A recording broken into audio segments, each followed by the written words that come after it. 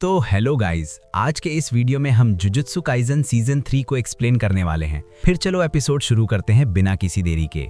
Season 3 की शुरुआत होती है, तब यहाँ इटाडोरी बड़े ध्यान से कुछ सुन रहा होता है और एक कर्स स्पिरिट उसे पकड़ने की कोशिश कर रही होती है, जिस वजह से वो बिल्डिंग की दूसरी तरफ छलांग लगा देता है। तब वहाँ पर और भी कर्स स्पिरिट्स होती हैं और यूटा भी इटाडोरी को ढूंढते हुए वहाँ घूम रहा होता है। तब वो कर्स स्पिरिट बिल्डिंग तोड़ देती है और यहाँ उड़ने वाली कर्स स्पिरिट्स इटाडोरी पर हमला कर रही होती हैं और तभी वो बड़ी वाली कर्स स्पिरिट इटाडोरी को पकड़ लेती है और उसे उड़ाते हुए बिल्डिंग के आर पार कर देती है। तब वो कर्स स्पिरिट जैसे ही इटाडोरी पर हमला करने लगती है, वैसे ही यूटा आकर उसे मार देता है और वह सीधा इटाडोरी के ऊपर अपनी तलवार से हमला कर देता है, पर इटाडोरी उसकी तलवार को रोक लेता है। तब हमें कुछ टाइम पहले का सीन दिखाया जाता है, जहाँ पर हम ज़ेनिन क्लैन के हेड नायोबितो का घर देखते हैं और वहाँ पर उससे मिलने उसका बेटा नाओया आया होता है, जो कि केयरटेकर से पूछ रहा होता है कि क्या माए मर चुकी है। इस टाइम आपको क्लैन के हेड बनने पर फोकस करना चाहिए और ऊपर से जो मर रही है उसका नाम माए नहीं बल्कि माकी है। ये बात है, वैसे माए बहुत खूबसूरत है पर माकी किसी काम की नहीं है, क्योंकि उसे नहीं पता कि एक मैन को कैसे सपोर्ट करते हैं और जो लड़की एक मैन के पीछे नहीं चल सकती वो वर्थलेस होती है, जिस वजह से माए अच्छी है। तो नाओया एक रूम में पहुंच जाता है जहां पर उसका अंकल ओगी ज़ेनिन और उसका कजिन जिनिची ज़ेनिन उसका इंतजार कर रहे होते हैं। तुम्हारा बाप मरने वाला है और तुम इतने लेट आ रहे हो। माफ करना, पर मेरे आने ना आने से कोई फर्क नहीं पड़ना था, क्योंकि ज़ेनिन क्लैन का नेक्स्ट हेड तो मैं ही बनूंगा। मेरे दोनों बड़े भाई यूजलेस हैं और चाहे आप मेरे फादर के छोटे भाई हैं तब भी आप यूजलेस हैं, और ऊपर से आपकी बेटियां माए और माकी तो कभी क्लैन हेड बन ही नहीं सकती। अब बचा जिनिची, जिसका फेस तो बिल्कुल अच्छा नहीं है और ऊपर से ये तो अपने छोटे भाई टोजी से भी बिल्कुल अलग है, और अगर वो यहाँ पर होता तो उसे हम क्लैन लीडर बनाने के बारे में सोचते भी। तब वो दोनों ही नाओया पर हमला कर देते हैं, पर नाओया उन्हें शांत रहने के लिए कहता है। तब वहाँ पर नायोबितो का वकील फुरडाटे आ जाता है, जो कि सबको बताता है कि नायोबितो मर चुका है, क्योंकि वो जोगो के जलाने के बाद बहुत ज्यादा जख्मी हो गया था, जिस वजह से अब वो सभी को नायोबितो की विल पढ़ के सुनाएगा। तो चलिए अब मैं शुरू करता हूँ। लॉर्ड नायोबितो की विल के हिसाब से नाओया ज़ेनिन को ज़ेनिन क्लैन का 27th हेड चुना जाता है, और अगर ओगी ज़ेनिन और जिनिची ज़ेनिन में से कोई भी उसे जुजुत्सु हाई वेयरहाउस या फिर ज़ेनिन फैमिली वेयरहाउस में पड़े हुए कर्स टूल को इस्तेमाल करने की परमिशन देता है, तो वो सारे कर्स टूल उसके हो जाएंगे और वो उन्हें मैनेज करेगा। पर अगर किसी रीजन से सतोरु गोजो मारा जाता है या फिर अपनी विल और एबिलिटीज को खो देता है, तो टोजी के साथ किया हुआ वादा निभाया जाएगा, जिस वजह से मेगुमी फुशिगोरु को ज़ेनिन क्लैन में लेकर उसका हेड बना दिया जाएगा और ज़ेनिन क्लैन के सारे एसेट्स उसे मिल जाएंगे। तो ये सुनकर नाओया बहुत ज़्यादा हैरान हो जाता है और उसे पूरा यकीन होता है कि ओगी और जिनिची को इसमें कोई प्रॉब्लम नहीं होगी, क्योंकि उनके लिए तो नाओया के अलावा कोई भी हेड सही रहेगा। तब नाओया अपनी केयरटेकर कर्स से फुशिगुरु का पता पूछने लगता है, जिस वजह से वो केयरटेकर उसे बताती है कि फुशिगुरु इस टाइम सुकुना की वेसल इटाडोरी को ढूंढ रहा है, जिस वजह से नाओया ये तय करता है कि अब वो इटाडोरी के पीछे जाएगा ताकि वो फुशिगुरु तक पहुंच सके और उन दोनों को मार सके, ताकि वो बिना किसी अड़चन के ज़ेनिन क्लैन का हेड बन सके। तो इटाडोरी शिबुया के हुए इंसिडेंट्स को याद कर रहा होता है और चोसो उसके पास आ जाता है। इटाडोरी, तुम्हारी इंजरीज कैसी हैं? वैसे तो मैं ठीक हूँ, पर जिस जगह पर मुझ पर ब्लैक फ्लैश से हमला हुआ था उस जगह पर मुझे अभी भी दर्द हो रहा है, और मैं ठीक पक्का सिर्फ सुकुना की वजह से होऊंगा, क्योंकि मैं ये महसूस कर पा रहा हूँ कि उसकी ताकत बढ़ती ही जा रही है। इटाडोरी, तुम्हें मेरे बारे में चिंता करने की कोई जरूरत नहीं है, जिस वजह से तुम जिजुत्सु हाई वापस जा सकते हो, क्योंकि मुझे अपने बाकी भाइयों की अस्थियों को वापस हासिल करना है। मैं तुम्हारे बारे में चिंता नहीं कर रहा हूँ, और ये इस बारे में भी नहीं है कि मैं वापस जाना चाहता हूँ या नहीं। सुकुना फुशिगुरु को लेके कोई चाल चल रहा है और ऊपर से मैंने बहुत सारे लोगों को मार डाला है, जिस वजह से अब मैं सबके साथ नहीं रह सकता। पर क्या तुम ठीक हो चोसो? क्योंकि मैंने तुम्हारे भाइयों को मारा है। मैं ठीक हूँ, और वैसे भी वो एक एक्सीडेंट था, और अगर मेरी जगह एसो और कैचिजू होते तो वो भी यही करते। हम लोग भाई हैं तो हम एक दूसरे को माफ कर देंगे। तो चलो फिर इस टाइम कर्सेस को कम किया जाए। तब यहाँ इटाडोरी कर्सेस को अपने पीछे बुला लेता है और उनसे बचकर भागने लगता है, पर तभी उसके रास्ते में एक कर्स आ जाता है, जिसे वो लात मार के उसकी चीथड़े उड़ा देता है। तब एक कर्स उसे खाने की कोशिश कर रहा होता है, पर इटाडोरी उसे मुक्का मार के उसे भी फाड़ देता है। तब एक और कर्स इटाडोरी पर हमला कर देता है, पर इटाडोरी उससे बच के भागने लगता है और हम देखते हैं बहुत सारे कर्स उसके पीछे आ रहे होते हैं, जिस वजह से इटाडोरी एक अंडरपास के अंदर घुस जाता है, जिसके अंदर चोसो उसका इंतजार कर रहा होता है, और इटाडोरी के इशारे पर वो अपनी पियर्सिंग ब्लड टेक्निक की मदद से उन कर्सेस को उड़ा देता है। तब एक कर्स चोसो के ऊपर हमला करने लगता है, पर इटाडोरी उसे मुक्का मार के ठिकाने लगा देता है। ये तो काफी ज्यादा इंप्रेसिव हो गया है। जब मैं इसके साथ लड़ा था तब इसने मेरे ऊपर पावरफुल इंप्रेशन छोड़ दिया था, पर अब ये पावरफुल के साथ साथ थोड़ा शांत भी हो गया है, जिस वजह से ये कर्स एनर्जी को बड़ी आसानी से मैनिपुलेट कर रहा है, और इसके अंदर एक्स्ट्राऑर्डिनरी फिजिकल स्ट्रेंथ भी है। ये सच में किंग ऑफ कर्सेस है, और अभी तक तो ये अपनी फुल स्ट्रेंथ पे भी नहीं है।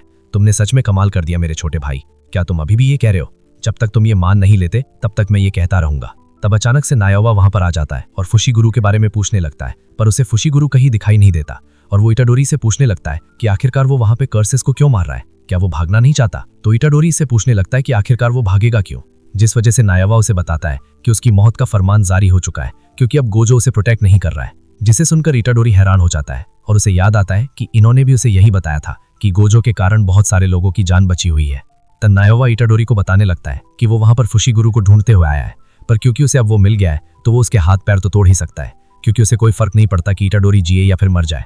तब इटाडोरी नायावा से पूछने लगता है कि आखिरकार वो फुशीगुरु को ढूंढ क्यों रहा है, जिस वजह से वो उसे बताता है कि वो फुशीगुरु को मारना चाहता है, जिसके लिए वो ये चाहता है कि इटाडोरी उसे लिख के दे कि वो फुशीगुरु को ढूंढ रहा है ताकि फुशीगुरु उससे मिलने आ सके। तभी अचानक से नायावा इटाडोरी के पीछे पहुंच जाता है और उसे मुक्का मारता है, जिस वजह से चोसो नायावा पर हमला करने लगता है, पर नायावा की कर्स टेक्निक के आगे वो नहीं टिक पाता और नायावा की स्पीड इतनी ज्यादा तेज होती है कि वो चोसो को बहुत बुरी तरह मारता है। पर तभी इटाडोरी पत्थर फेंक के चोसो को बचा लेता है। ये तो बहुत ज्यादा फास्ट है, पर मुझे यहाँ पर कुछ सही नहीं लग रहा है। ये पक्का इसकी कर्स एनर्जी की वजह से होगा। मैंने जितना एक्सपेक्ट किया था तब उससे ज्यादा केपेबल हो। मुझे ये तो समझ में आ रहा है कि ये सुकुना की वेसल है, पर जो इसके साथ है वो कौन है? तो चलो फिर अब चीजों को थोड़ा तेज किया जाए। तभी उन तीनों को यूटा की कर्स एनर्जी का एहसास होता है, जिस वजह से इटाडोरी को लगता है कि वो गोजो की कर्स एनर्जी है, पर उसे वो फेमिलियर नहीं लग रही होती। तब यूटा सभी से इटाडोरी के बारे में पूछने लगता है, जिस वजह से चूसू को समझ में आ जाता है कि वो इटाडोरी को मारने आया है। और तभी यूटा नीचे लैंड करते हुए एक दीवार को तोड़ देता है। तनावा यूटा को समझाने लगता है कि वो उसका साथी है, और यूटा का नाम सुनते ही इटाडोरी को याद आता है कि यूटा वही सेकंड ईयर का स्टूडेंट है जिसके बारे में फुशीगुरु ने उसे बताया था, और वो भी गोजो की तरह स्पेशल ग्रेट सोर्सरर है। तो यूटा नायोवा से उसके बारे में पूछने लगता है, जिस वजह से नायोवा उसे बताता है कि वो माकी का कजिन है और वो वहां पर उसी की तरह यूजी को मारने आया है, जिस वजह से वो उसके रास्ते में नहीं आएगा। इटाडोरी, तुम्हें यहाँ से भागना चाहिए क्योंकि ये नायोवा बहुत ज्यादा तेज है, जिस वजह से हम इससे बच के नहीं भाग सकते, और इसीलिए मुझे इससे रोकना ही होगा। क्या तुम ठीक रहोगे? मेरी चिंता मत करो, यहाँ पर तुम टारगेट हो, तो इसलिए बस यूटा से बचने की कोशिश करो। और इसे देखकर लग रहा है कि ये बिल्कुल गोजो की तरह है, और अगर तुम इसके साथ लड़ोगे तो तुम पक्का मारे जाओगे। तनावा यूटा को बताता है कि वो इटाडोरी को मार सकता है, पर उसे कुछ टाइम के लिए हायर अप से ये बात छुपानी पड़ेगी, क्योंकि वो किसी को मारने के लिए उसका इस्तेमाल करना चाहता है। तो यूटा उसके प्रपोजल को मान जाता है और उसे चोसू को संभालने के लिए कहता है ताकि वो इटाडोरी को मार सके। तो चोसू इटाडोरी को समझाता है कि ये सब कुछ खत्म होने के बाद वो लोग वहीं मिलेंगे जहां पर वो कल मिले थे, जिस वजह से इटाडोरी उसे वहां पर छोड़ के वहां से भागने लगता है, और चोसू यूटो को रोकने के लिए उसके ऊपर पियर्सिंग ब्लड से हमला कर देता है, पर नायोवा उसे लात मार के डिफ्लेक्ट कर देता है, जिस वजह से यूटा इटाडोरी के पीछे पड़ जाता है। इटाडोरी तो सच में बहुत ज्यादा तेज है। मैं तो इसे तभी क्रश कर देना चाहता था जब इसने भागना स्टार्ट किया था, पर मैं इसे नहीं पकड़ पाया। तो यहाँ नायोवा चोसू के साथ लड़ने के लिए तैयार हो जाता है। तुमने ब्लड मैनिपुलेशन टेक्निक का इस्तेमाल किया था ना? मुझे नहीं पता कि ये तुम्हारे पास कैसे है, पर पियर्सिंग ब्लड के अलावा ये इतना भी खतरनाक नहीं है, और पियर्सिंग ब्लड को एक्टिवेट करने के लिए तुम्हें कन्वर्जेंस की जरूरत पड़ेगी, जिसमें बहुत ज्यादा टाइम लगता है, जिस वजह से अब तुम मरने वाले हो। तुम भी मरने वाले हो, क्योंकि मेरे भाई पर हमला करके तुमने अपनी मौत को दावत दे दी है। तो यहाँ इटाडोरी यूटा की तलवार को साइड हटा देता है, जिस वजह से यूटा को समझ में आ जाता है कि इटाडोरी बिल्कुल माकी की तरह है। तब वो अपनी तलवार से इटाडोरी पर हमला करना स्टार्ट कर देता है, पर इटाडोरी उससे बच के पीछे हट जाते हैं, जिस वजह से यूटा कर्स एनर्जी से उस पर हमला कर देता है, और यूटा की कर्स एनर्जी से वो बिल्डिंग टूट जाती है, जिससे कि इटाडोरी बाहर जाकर गिरता है। क्या तुम सरप्राइज्ड हो? क्योंकि मैं पावर टाइप दिखता नहीं हूँ, फिर भी इतना ताकतवर हूँ। इटाडोरी सोचता है चाहे इसके पास स्ट्रेंथ ना हो, पर इसके पास बहुत सारी कर्स एनर्जी है, और ये अपनी कर्स एनर्जी को बूस्ट करके ही अपनी स्ट्रेंथ की कमी को पूरा कर रहा है। वैसे तो सब ये लोग यही करते हैं, पर जब ये करता है तब बहुत ज्यादा अलग होता है। तुम बिल्कुल मेरे ऑपोजिट हो, यूटा कहता है। तो तुम्हें समझ में आ गया, मेरे पास गोजो सेंसर से ज्यादा कर्स एनर्जी है, पर उनके पास 6 आइज हैं, जिस वजह से वो जब अपनी कर्स टेक्निक को एक्टिवेट करते हैं तब उनका एनर्जी लॉस बिल्कुल 0 होता है, और इसी वजह से जब परफॉर्मेंस की बारी आती है तब वो नंबर 1 पर है, क्योंकि मेरी कर्स एनर्जी तो खत्म हो जाती है पर उनकी कभी भी नहीं। तो चलो अब बातें काफी कर ली हैं, अब लड़ा जाए। तो यूटा इटाडोरी पर हमला करना स्टार्ट कर देता है, और इटाडोरी उसके हमले को नहीं समझ पा रहा होता, जिस वजह से उसे टोडो की कही हुई बात याद आती है। जितना ज्यादा अच्छा सोर्सरर होगा उतना ही ज्यादा उनकी कर्स एनर्जी के फ्लो को रीड करना मुश्किल होगा। एक फर्स्ट रेट सोर्सरर अपनी कर्स एनर्जी को बहुत अच्छे से मैनिपुलेट कर सकता है, जिस वजह से हम लास्ट मोमेंट तक उनके अटैक को प्रेडिक्ट नहीं कर सकते, पर इसके केस में इसकी पूरी बॉडी और कटाना में से कर्स एनर्जी कंटिन्यूसली निकलती जा रही है, तो इसलिए इससे कोई फर्क नहीं पड़ेगा कि मैं इसके मूव्स को पढ़ पा रहा हूं या नहीं, क्योंकि इसका हर एक अटैक मुझे मार सकता है और ये अपने हिसाब से इनकमिंग डैमेज को मिनिमाइज भी कर सकता है। तब इटाडोरी को ननामी की बात याद आती है, जहां पर उसने इटाडोरी को सब कुछ संभालने के लिए कहा होता है, जिस वजह से इटाडोरी यूटा को बताता है कि वो अभी नहीं मर सकता। तो यूटा उसके ऊपर हमला कर देता है और इटाडोरी उसके हमले से बचते हुए एक कार में से चाकू को बाहर निकाल लेता है अपने अपने टाइप के अकॉर्डिंग कुछ लोग अपनी ट्रेनिंग को अपने वेपन को हैंडल करने पर फोकस करते हैं, पर यह अच्छी बात नहीं है कि आप हमेशा कर्स टूल पर ही डिपेंड रहो और कर्स एनर्जी मैनिपुलेशन को नेग्लेक्ट कर दो। और वैसे भी ये चीजें तुम्हारे लिए बहुत ज्यादा नहीं है, तो इसलिए तुम अभी इसके लिए तैयार नहीं हो। तब इटाडोरी अपने चाकू में कर्स एनर्जी को भर के यूटा की कटाना को रोकने लगता है, पर उसे ये अच्छी तरह नहीं आता होता। तब यूटा उससे एक लात मारता है और अपनी तलवार के एक ही वार से उसके चाकू और उसे काट देता है। पर तभी इटाडोरी अपनी लात से यूटा की कटाना को भी तोड़ देता है, जिसे देखकर यूटा को यकीन हो जाता है कि इटाडोरी सच में गोजो सेंसे का ही स्टूडेंट है और इस वजह से उसे हराना इतना भी आसान नहीं होने वाला। तब इटाडोरी यूटा की तरफ बढ़ने लगता है, क्योंकि अब उन दोनों के पास भी कोई भी हथियार नहीं होता, जिस वजह से उसे लग रहा होता है कि वो यूटा को हरा सकता है। पर तभी रीका आकर उसे पकड़ लेती है और उसे पूछने लगती है कि आखिरकार वो लोग कर क्या रहे हैं, जिस वजह से यूटा उसे बताता है कि वो लोग तो बस खेल रहे हैं। अब आखिरकार ये रीका कौन है? क्या ये कोई शिकिगामी है? और आखिरकार ये आई कहां से है? मैं तो मूव भी नहीं कर पा रहा हूँ। आखिरकार ये किस तरह की स्ट्रेंथ है? तब यूटा रीका को इटाडोरी को पकड़ने के लिए कहता है, जिस वजह से यूटा अपनी तलवार को इटाडोरी के दिल के आर पार कर देता है और यहाँ शुकुना को भी इसका एहसास हो जाता है। तब यहाँ नायोवा चोसो को बहुत बुरी तरह धो रहा होता है और चोसो उसकी कर्स टेक्निक के आगे कुछ भी नहीं कर पा रहा होता, क्योंकि उसे पता ही नहीं होता कि नायोवा की कर्स टेक्निक है क्या, और ना ही नायोवा इसके बारे में कुछ बता रहा होता है। तुम बहुत ज्यादा ढीठ हो। आखिरकार ऐसा क्यों है? वो इस वजह से क्योंकि मैं 10 भाइयों में से सबसे बड़ा हूँ। ये कोई जवाब नहीं हुआ। मैं तुमसे तुम्हारी टेक्निक और तुम्हारे ढेठ पुने के बारे में पूछ रहा हूँ। तब चोसो फ्लोइंग रेड स्केल का इस्तेमाल करके अपनी आंखों की पावर को एडजस्ट करता है ताकि वो नायोवा के अटैक्स को देख सके, और तभी नायोवा उसके सामने से गायब हो जाता है। तब हम देखते हैं चोसो ने नायोवा के अटैक को भांप लिया होता है, पर नायोवा को भी इसका एहसास हो गया होता है, जिस वजह से वो चाकू से चोसो को काट देता है। तो तुम फ्लोइंग रेड स्केल का इस्तेमाल कर रहे हो, जिस वजह से तुमने अपनी आई की मसल को बूस्ट करके मुझे ट्रैक करने में इस्तेमाल किया है, पर इसका कोई फायदा नहीं है, क्योंकि मैंने इसके बारे में पहले ही सोच लिया था। तुम बहुत ज्यादा ढीठ थे, जिस वजह से मुझे इस वेपन का इस्तेमाल करना ही पड़ा। वैसे तो तुम अपनी ब्लड मैनिपुलेशन टेक्निक से अपनी ब्लीडिंग को आराम से रोक सकते हो, तो चलो देखते हैं कि मेरे साथ लड़ते हुए तुम अपनी ब्लीडिंग को कैसे रोक के रखते हो। तो तुम पूरी तैयारी के साथ आए हो, तुमने बिल्कुल सही कहा, पर इसके बारे में किसी को बताना मत, क्योंकि जब एक सोर्सरर वेपन को कैरी करता है तो इसे पता चलता है कि वो अपने वेपन के बिना नहीं जीत सकता। जिस वजह से मुझे ये बिल्कुल अच्छा नहीं लगता। और मेरे भाई भी ऐसे हथियारों को लेकर शो ऑफ किया करते थे, और उनकी हिम्मत तो देखो कि वो 2G के रिलेटेड कंप्लेन करते थे। तो तुम्हें अपने भाई पसंद नहीं है? सही कहा, मैं उनसे नफरत करता हूं, क्योंकि वो ऐसे बड़े भाई थे जो मुझसे कमजोर थे, तो इसलिए उनका होना ना होना कोई मायने नहीं रखता, जिस वजह से मैं चाहता हूं कि वो लोग मर जाएं। मुझे तो लगता है कि तुम आज जो कुछ भी हो वो अपने भाइयों की वजह से हो। ये बात तो मुझे बिल्कुल हजम नहीं हो रही। चाहे एक बड़ा भाई अच्छा हो या फिर बुरा, पर वो हमेशा अपने छोटे भाइयों के लिए एक एग्जाम्पल बनता है। अगर मैं गलत रास्ते पर चलूंगा तो मेरे छोटे भाई उस रास्ते से दूर रह सकते हैं, और अगर मैं सही रास्ते पर चलूंगा तो मेरे भाई मुझे फॉलो कर सकते हैं। तो इस हिसाब से तुम्हारी ये स्ट्रेंथ इसी वजह से है क्योंकि तुम्हारे बड़े भाई कमजोर हैं। तुम ये जानना चाहते हो ना कि मैं इतना जिद्दी क्यों हूँ? ये इस वजह से है क्योंकि मेरा कोई भी रोल मॉडल नहीं है। मैंने बार बार गलतियां की हैं और यही कोशिश की है कि मैं हमेशा अपने भाइयों से आगे रहूं, जिस वजह से आज मैं इतना ताकतवर बन गया हूं। तब नायोवा ध्यान देता है कि चोसो का बहुत सारा ब्लड नीचे गिर गया है, जिस वजह से वो वहां से भागने लगता है और वो ब्लड उसका पीछा करने लगता है, जिसे देखकर नायोवा को भी कुछ समझ नहीं आ रहा होता। तब हमें बताया जाता है कि चोसो की जैसी डेथ पेंटिंग्स हाइब्रिड्स होती हैं, जो कि ह्यूमंस और कर्स स्पिरिट्स से मिलकर बनाई जाती हैं, जिस वजह से वो अपनी कर्स एनर्जी को ब्लड में कन्वर्ट कर सकते हैं, और इस वजह से जब तक उनके अंदर कर्स एनर्जी रहेगी तब तक वो खून की कमी की वजह से कभी नहीं मरेंगे। तर चोसो का ब्लड नायोवा पर हमला कर रहा होता है और नायोवा अपनी कर्स टेक्निक की मदद से उससे बच रहा होता है। तभी अचानक से सब कुछ शांत हो जाता है और नायोवा के क्लोथ के ऊपर जो खून गिरा होता है वो सॉलिड होने लगता है, जिस वजह से चोसो उसके ऊपर पियर्सिंग ब्लड से हमला करने लगता है। पर तभी नायोवा अपनी कर्स टेक्निक को एक्टिवेट कर लेता है।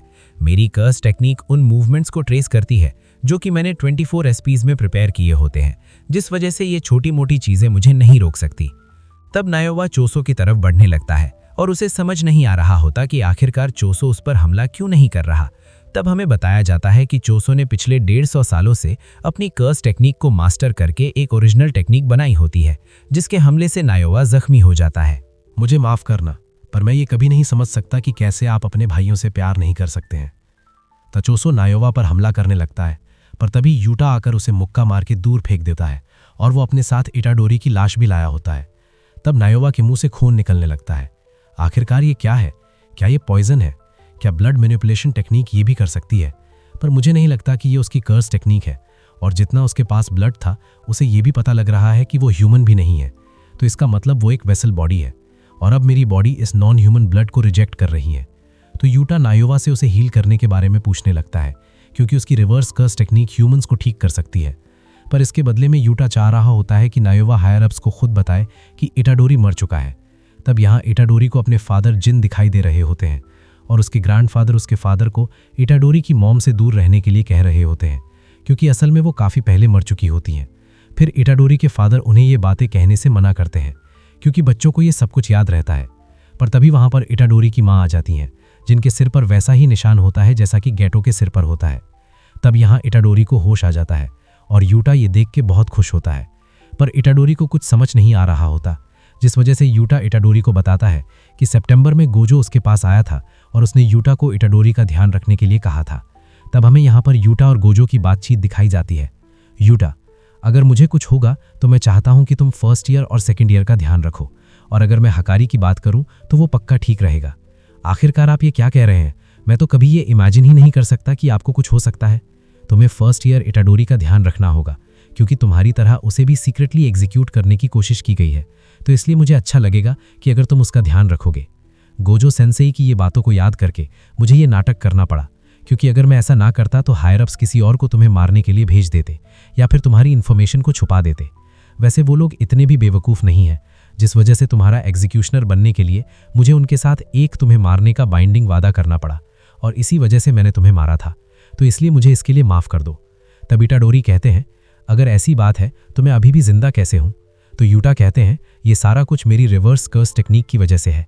मैंने जैसे ही तुम्हारे हार्ट को स्टॉप किया, वैसे ही मैंने उसे अपनी रिवर्स कर्स टेक्निक से ठीक करना स्टार्ट कर दिया। और क्योंकि मैंने पहले ही सुना था कि सुकुना ने तुम्हें पहले भी ऐसे ठीक किया है, तो मुझे लगा कि ये तुम पर काम जरूर करेगा। वैसे ये दूसरी बार है जब तुम्हारी मौत का नाटक किया गया है, पर अब सिचुएशन ऐसी थी कि मुझे ये करना ही पड़ा।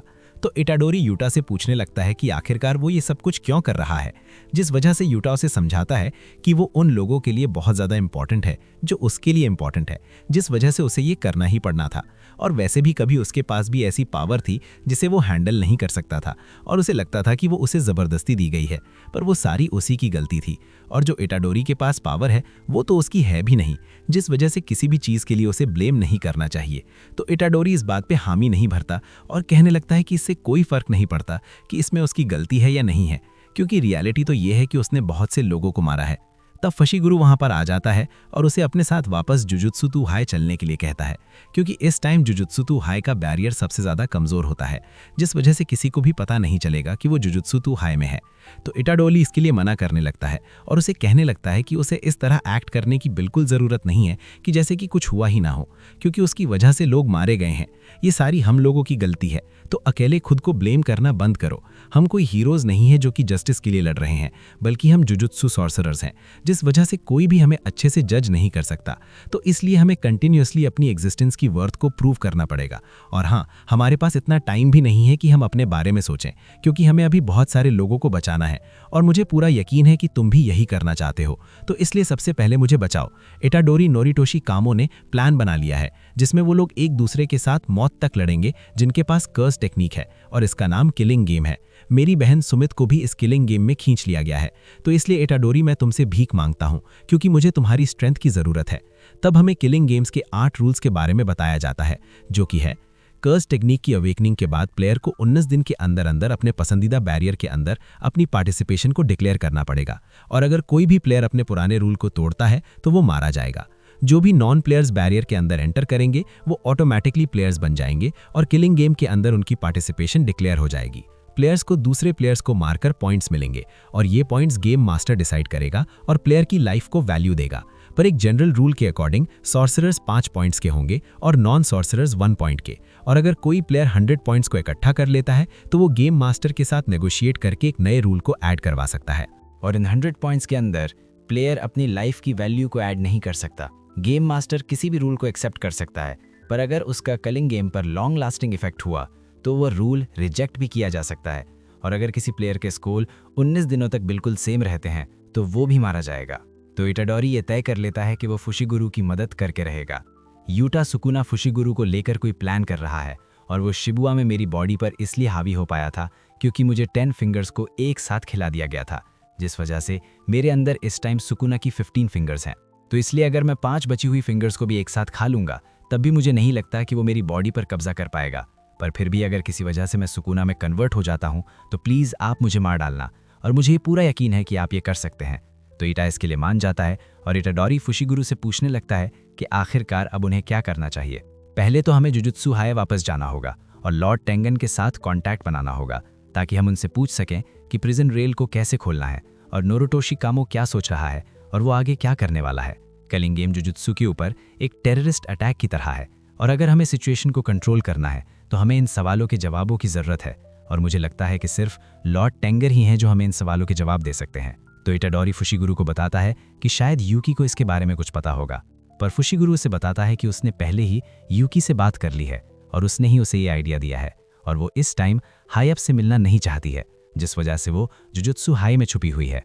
पर हमारे लिए सबसे बड़ी प्रॉब्लम लॉर्ड टेंगन के कंसीलमेंट बैरियर्स हैं, क्योंकि वहाँ पर 1000 दरवाजे हैं जो कि हर बार शफल होते रहते हैं और उनमें से सिर्फ एक ही ऐसा दरवाज़ा है जो हमें Tom's of the star corridor तक लेकर जाते हैं जहाँ पर लॉर्ड टेंगन रहते हैं। तो इसलिए अगर हम सही दरवाजे को नहीं चुनेंगे तो हम लॉर्ड टेंगन से कभी भी नहीं मिल सकते। तभी इटाडोरी फुशिगुरु से नोबारा के बारे में पूछने लगता है, पर फुशिगुरु का चेहरा देख के उसे सब कुछ समझ में आ जाता है। तब चोसो वहाँ पर आ जाता है जो कि सबको बताता है कि लॉर्ड टेंगन तक पहुँचने का एक जरिया है। पर तभी चोसो को वहाँ देखकर फुशिगुरु हैरान हो जाता है और इटाडोरी चोसो से अंदर जाने के रास्ते के बारे में पूछने लगता है। तुम्हें याद है कि माहितो ने सुकुना की फिंगर्स के साथ साथ हमें भी चुराया था, तो फिर हम भी वैसा ही करेंगे। तब वो लोग जुजुत्सु हाय में एक सीक्रेट रूम में चले जाते हैं जहां माकी और यूकी उनका इंतजार कर रही होती हैं और यूटा माकी को देखकर बहुत खुश होता है। पर हम देखते हैं माकी के शरीर के ऊपर जलने के निशान होते हैं और वो रिवर्स कर्ल्स टेक्निक से भी हटे नहीं होते। वैसे ही कितनी कमाल की बात है ना कि तुम मौत से बच के वापस आ गई हो, और ये सब कुछ हेवनली रेस्ट्रिक्शन की वजह से है और तुम्हारी बॉडी की स्ट्रेंथ ने ही तुम्हें बचा लिया है। तब माकी फुशिगुरु से लॉर्ड टेंगन के कंसीलमेंट बैरियर के बारे में पूछने लगती है, जिस वजह से चोसो सब कुछ एक्सप्लेन करने के लिए बीच में आ जाता है। उन डोर्स और Tom's of the star corridor के बीच में एक जुजुत्सु हाई का कर्स वेयरहाउस है जहां पर कर्स टूल्स और बाकी ऑब्जेक्ट्स रखे हुए हैं, और उस कर्स वेयरहाउस में मेरे भाई भी हैं, जिस वजह से मैं अपनी कर्स टेक्निक के सेकेंडरी इफेक्ट की मदद से उन्हें सेंस कर सकता हूं। तो यूकी को ये आइडिया बहुत पसंद आता है और माकी पूछने लगती है कि आखिरकार ये बंदा है कौन, जिस वजह से सभी लोग चोसो को घूरने लगते हैं और इटाडोरी सबको बताता है कि चोसो उसका बड़ा भाई है, जिससे कि चोसो बहुत खुश हो जाता है। तो चोसो उस दरवाजे को ढूंढ लेता है जो कि Tom's of the star corridor के पास जाता है और वहां पर उन्हें एक जंगल दिखाई देता है जहां पर वो कर्स वेयरहाउस भी होता है। तो चोसो अपने भाइयों को कुछ देर और वेट करने के लिए कहता है और वो सभी लोग एलिवेटर से Tom's of the star corridor में चले जाते हैं। तब वहां पर इटाडोरी गिरे हुए ब्लड के बारे में पूछने लगता है, जिस वजह से यूकी उसे बताती है कि वो 12 साल पहले की बात है और तभी सब कुछ बिगड़ना स्टार्ट हुआ था। तो वो लोग मेन हॉल में पहुंच जाते हैं जहां पर उन्हें कुछ दिखाई नहीं देता, जिस वजह से इटाडोरी इसके बारे में पूछने लगते हैं। लॉर्ड टेंगन हमें रिजेक्ट कर रही हैं। नॉर्मली तो वो लिविंग थिंग्स से मिलती भी नहीं है, पर मुझे लगा था कि अब जबकि 6th आई सील्ड हो चुकी हैं तो हम उनसे मिल सकते हैं, या फिर ऐसा हो सकता है कि वो सिर्फ मुझे रिजेक्ट कर रही हैं। तो यूटा वापस चलने की बात करता है क्योंकि फुशिगुरु की बहन सुमी के पास ज़्यादा टाइम नहीं होता। पर तभी लॉर्ड टेंगर वहां पर आ जाती हैं। मुझे तुम लोगों से मिलकर बहुत अच्छा लगा, पर लगता है तुम लोग वापस जा रहे हो। और सभी लोग लॉर्ड टेंगन को देखकर हैरान हो जाते हैं और यूकी उनसे पूछने लगती है कि आखिरकार उन्होंने Tom's of the star corridor क्यों बंद कर रखा है। मुझे डर था कि कहीं तुम केंजिकू के साथ मिली हुई ना हो, जो कि मैं ह्यूमन हार्ट के अंदर नहीं देख सकती हूँ। अब आखिरकार ये केंजिकू कौन है? ये वो सॉर्सरर है जो कि कभी नोरुटोशी कामो था और इस टाइम इसने गैटो की बॉडी के ऊपर कब्जा कर रखा है। तो यूकी को कुछ समझ नहीं आ रहा होता और इटाडोरी इतनी इंपॉर्टेंट डिस्कशन को छोड़ के लॉर्ड टेंगर से पूछने लगता है कि आखिरकार वो वैसे ही क्यों दिख रही हैं, जिस वजह से फुशिगुरु भी हैरान होता है। मैं चाहे इमॉर्टल हूं, पर मेरी एज बढ़ती जा रही है, जिस वजह से 500 साल बाद तुम भी ऐसे ही दिखोगे। 12 साल पहले मैं स्टार प्लाज्मा वेसल के साथ मर्ज नहीं हो पाई थी, जिस वजह से मेरी एजिंग फास्ट हो गई और एक इंडिविजुअल के तौर पर मेरी अवेयरनेस गायब हो गई और इसी वजह से मैं दुनिया के साथ मिक्स हो चुकी हूँ। तो फुशिगुरु लॉर्ड टेंगन से केंजिकू के ऑब्जेक्टिव्स और प्रिजन रेल को खोलने के बारे में पूछने लगता है, जिसके लिए लॉर्ड टेंगन बताने के लिए मान जाती हैं, पर उनकी एक कंडीशन होती है और वो चाह रही होती हैं कि यूटा, यूकी और चोसो में से कोई 2 उनके गार्ड बन के वहां पर रहें। जिस वजह से यूटा पूछने लगता है कि आखिरकार इमॉर्टल होके उन्हें गार्ड्स की क्या जरूरत है, और यूकी भी ये कहने लगती है कि जब तक वो उन्हें ये नहीं बताएंगी कि वहां पर चल क्या रहा है तब तक वो भी कोई जवाब नहीं दे सकते। ऐसी बात है तो फिर मुझे तुम्हें केंजिकू के बारे में बताना चाहिए। केंजिकू चाहता है कि वो जापान के सभी लोगों को एवोल्यूशन करने पर मजबूर कर दे। इसके बारे में तो हमने भी सुना था, पर आखिरकार वो चाहता क्या है? और आखिरकार उस टाइम केंजिकू ने आपके बैरियर का इस्तेमाल करके आइडियली ट्रांसफिगरेशन के जरिए सर्विक और सॉर्सरर्स क्यों नहीं बनाया था? वो इस वजह से था क्योंकि उस टाइम उसके पास इतनी कर्स एनर्जी नहीं थी। जो कर्स एनर्जी बार बार गोल गोल घूम के रिफाइन हुई है वो उसके पास वापस नहीं जा सकती, और एक सिंपल कर्स टेक्निक से आप सभी के अंदर एवोल्यूशन नहीं करवा सकती, जिस वजह से सभी लोगों की एवोल्यूशन के लिए उसने मुझे और ह्यूमन काइंड को मर्ज करने का आइडिया सोचा है। पर आप तो स्टार प्लाज्मा वेसल के अलावा किसी और के साथ मर्ज नहीं हो सकती ना। ऐसा पहले होता था, पर अब मैं पिछले 12 सालों से खुद एवोल्यूशन में हूँ, तो इसलिए किसी और के साथ मर्ज होना मेरे लिए बिल्कुल भी इम्पॉसिबल नहीं है। पर आप तो एक पर्सन हो ना, तो आखिरकार आप मल्टीपल लोगों के साथ मर्ज कैसे हो सकती हैं? जो तुम देख रही हो मैं वैसी दिखती नहीं हूँ। इस टाइम मेरी सोल इवॉल्व हो चुकी है और चारों तरफ एग्जिस्ट कर रही है, जिस वजह से मैंने तुम्हें कहा था कि मैं दुनिया के साथ एक हो चुकी हूँ। जो ह्यूमन मेरे साथ मर्ज होकर ट्रांसफॉर्म होगा वो सॉर्सरर से भी ग्रेटर बनेगा, और वो एक ऐसा न्यू बीइंग होगा जो कि वहां पर एग्जिस्ट भी करेगा और नहीं भी। मेरे पास बैरियर टेक्निक्स हैं, जिस वजह से मैं सेल्फ कंट्रोल के जरिए इस फॉर्म को मेंटेन कर पा रही हूँ। पर अगर ह्यूमन काइंड इवॉल्व हुई और उसमें से एक भी पर्सन काबू से बाहर हो गया तो ये दुनिया खत्म हो जाएगी, क्योंकि लोगों के बीच में कोई बाउंड्रीज नहीं बचेंगी और एक के अंदर की बुराई बहुत जल्द बाकियों के अंदर फैलती जाएगी, जिस वजह से सभी लोग बुरे बन जाएंगे और पूरी दुनिया में वही होगा जो कि अभी टोक्यो में हुआ है। तो इटाडोरी लॉर्ड टेंगन से पूछने लगता है कि आखिरकार केंजिकू ये सब कुछ कर क्यों रहा है, पर लॉर्ड टेंगन को इसके बारे में खुद कुछ पता नहीं होता क्योंकि वो ह्यूमन हार्ट को रीड नहीं कर सकती। तो माकियो ने कहने लगती है कि उन्हें मर्ज करने से रिफ्यूज कर देना चाहिए, जिस वजह से लॉर्ड टेंगन उसे बताती हैं कि इस टाइम वो इवॉल्व होके एक कर्स स्पिरिट की तरह बन गई हैं, जिस वजह से उन्हें कर्स स्पिरिट मैनिपुलेशन के जरिए कंट्रोल किया जा सकता है। और केंजिकू ने जो गेटो की बॉडी पर कंट्रोल किया हुआ है उस वजह से उसके पास ये टेक्निक है, और इसी वजह से लॉर्ड टेंगन इस टाइम सभी को रिजेक्ट कर रही हैं। और यूटा को भी समझ में आ जाता है कि इसी वजह से लॉर्ड टेंगन को बॉडीगार्ड्स चाहिए। पर आखिरकार अभी ये सब कुछ क्यों हो रहा है? केंजिकू ने तो आपको स्टार प्लाज्मा वेसल के साथ मर्ज करने से रोक लिया था और आपको एवोल्यूशन करने पर भी मजबूर कर दिया था, जिस वजह से वो आपको बहुत पहले ही कर्स स्पिरिट मैनिपुलेशन से कंट्रोल कर सकता था, और ऊपर से वो तो सुकुना के साथ भी इन्वॉल्व था, जिस वजह से वो एक ऐसा सॉर्सरर है जो कि 1000 सालों से जिंदा है। तो आखिरकार वो अभी ये सब कुछ क्यों कर रहा है? स्टार प्लाज्मा वेसल 6i और मैं तकदीरों से जुड़े हुए हैं। पास्ट में केंजिकू 2 बार 6i के सॉर्सरर से हार चुका है, जिस वजह से उसने तीसरी बार स्टार प्लाज्मा वेसल और 6i's को पैदा होने के 1 मंथ बाद ही मार डाला था। पर मर्जिंग वाले दिन 6i और स्टार प्लाज्मा वेसल फिर से पैदा हो गई, जिस वजह से केंजिकू ने ये डिसाइड किया कि वो 6i को मारने के बजाय उसे सील कर देगा, जिस वजह से उसने प्रिजन रैम को ढूंढना स्टार्ट कर दिया। और ये इस वजह से था क्योंकि एक टाइम पर 2 6i वाले यूजर पैदा नहीं हो सकते। पर तब 12 साल पहले कुछ अनएक्सपेक्टेड हुआ, क्योंकि टोजी जेनिन ने इसने इंटरफेयर कर दिया था। उसे हेवनली रिस्ट्रिक्शन की वजह से बहुत ताकतवर और फिजिकल बॉडी मिली थी, और ऊपर से वो इकलौता ऐसा पर्सन था जो कि कर्स एनर्जी से बहुत दूर था। एक ह्यूमन के तौर पर वो अपनी तकदीर से बच चुका था, और पावर ऑफ रिस्ट्रिक्शन के जरिए उसने हमें भी हमारी तकदीरों से फ्री कर दिया। और उसके बाद एक ऐसा लड़का आया जिसके पास कर्स मैनिपुलेशन टेक्निक थी, पर सारे पीसेस आपस में जुड़ने लगे। पर प्रिजन रैम्प अभी भी गेंजेकू के हाथ नहीं लगा था, और 6 साल बाद उसे वो भी मिल गया। अगर अब सब कुछ ठीक है तो आखिरकार ये कलिंग गेम क्यों हो रही है? ये इस वजह से है ताकि बॉडी को मर्जिंग से पहले तोड़ा जा सके। वैसे अभी मेरा स्टार प्लाज्मा वेसल के अलावा किसी और के साथ मर्ज होना इम्पॉसिबल नहीं है, पर अभी के लिए मर्जिंग इनकम्प्लीट होगी, जिस वजह से कलिंग गेम के जरिए वो प्लेयर की कर्स एनर्जी को यूज करके इस कंट्री के लोगों को दूसरी साइड भेजेगा, और इसी से वो मर्जिंग को स्टार्ट करेगा। पर इस रिचुअल को परफॉर्म करने के लिए हेनजेकू ने एक बाइंडिंग वादा किया है, जिस वजह से वो गेम का मास्टर नहीं बन सकता। पर ये तुम्हारे फेवर में काम नहीं करेगा, क्योंकि इसका मतलब ये है कि अगर तुम उसे मार भी दोगे तब भी कलिंग गेम खत्म नहीं होगी। ये गेम तब तक चलेगी जब तक सारे प्लेयर्स मर नहीं जाएंगे, और इसके लिए या तो लोगों को एक दूसरे को मारना होगा या फिर वो पार्टिसिपेशन से अगर मना करेंगे तब भी मरेंगे। जो उन्होंने long lasting addition to the rule add किया है वो इसीलिए है ताकि कोई भी रिचुअल को इंटरप्ट ना करे। तो सभी को समझ में आ जाता है कि उन्हें कलिंग गेम में पार्टिसिपेट करना ही होगा, ताकि वो एक ऐसा रूल ऐड करवा सकें जिसके अकॉर्डिंग वो लोग कलिंग गेम को छोड़ सकें जो कि पार्टिसिपेट नहीं करना चाहते। तब फुशिगुरो गोजो को छुड़ाने के लिए कहने लगता है, क्योंकि वो सब कुछ अकेले ही संभाल सकता है। तब इटाडोरी लॉर्ड टेंगन से कुछ पूछने लगता है, पर लॉर्ड टेंगन उन्हें सबसे पहले ये डिसाइड करने के लिए कहती हैं कि वहां पर उनके गार्ड्स के तौर पर कौन रुकेगा, जिस वजह से हम देखते हैं यूकी और चोसो इसके लिए हामी भर देते हैं। तब हम देखते हैं चोसो ने ये सब कुछ इसलिए किया होता है क्योंकि उसे पता होता है कि इटाडोरी को यूटा की जरूरत पड़ेगी और अगर किसी तरह केंजेकू वहां पर भी आ जाता है तो वो अपने भाइयों का बदला लेने के लिए उसे मार सकता है। और यूकी ने वहां पर रुकना इसलिए डिसाइड किया होता है क्योंकि उसे लॉर्ड टेंगन से अभी भी बहुत सी बात करनी होती है। तो लॉर्ड टेंगन उनके डिसीजन को मान लेती हैं और उन्हें प्रिजन रैंप का पिछला हिस्सा दे देती हैं, जिससे कि वो गोजो को छुड़वा सकते हैं। तो किसी को भी इसके बारे में कुछ पता नहीं होता और इटाडोरी उनसे पूछने लगता है कि ये किसी तरह के बैक गेट की तरह है। तुम बिल्कुल सही समझ रहे हो। केंजेकू के प्रिजन रैंप को ढूंढने से पहले प्रिजन रेल मेरे बैरियर से बाहर था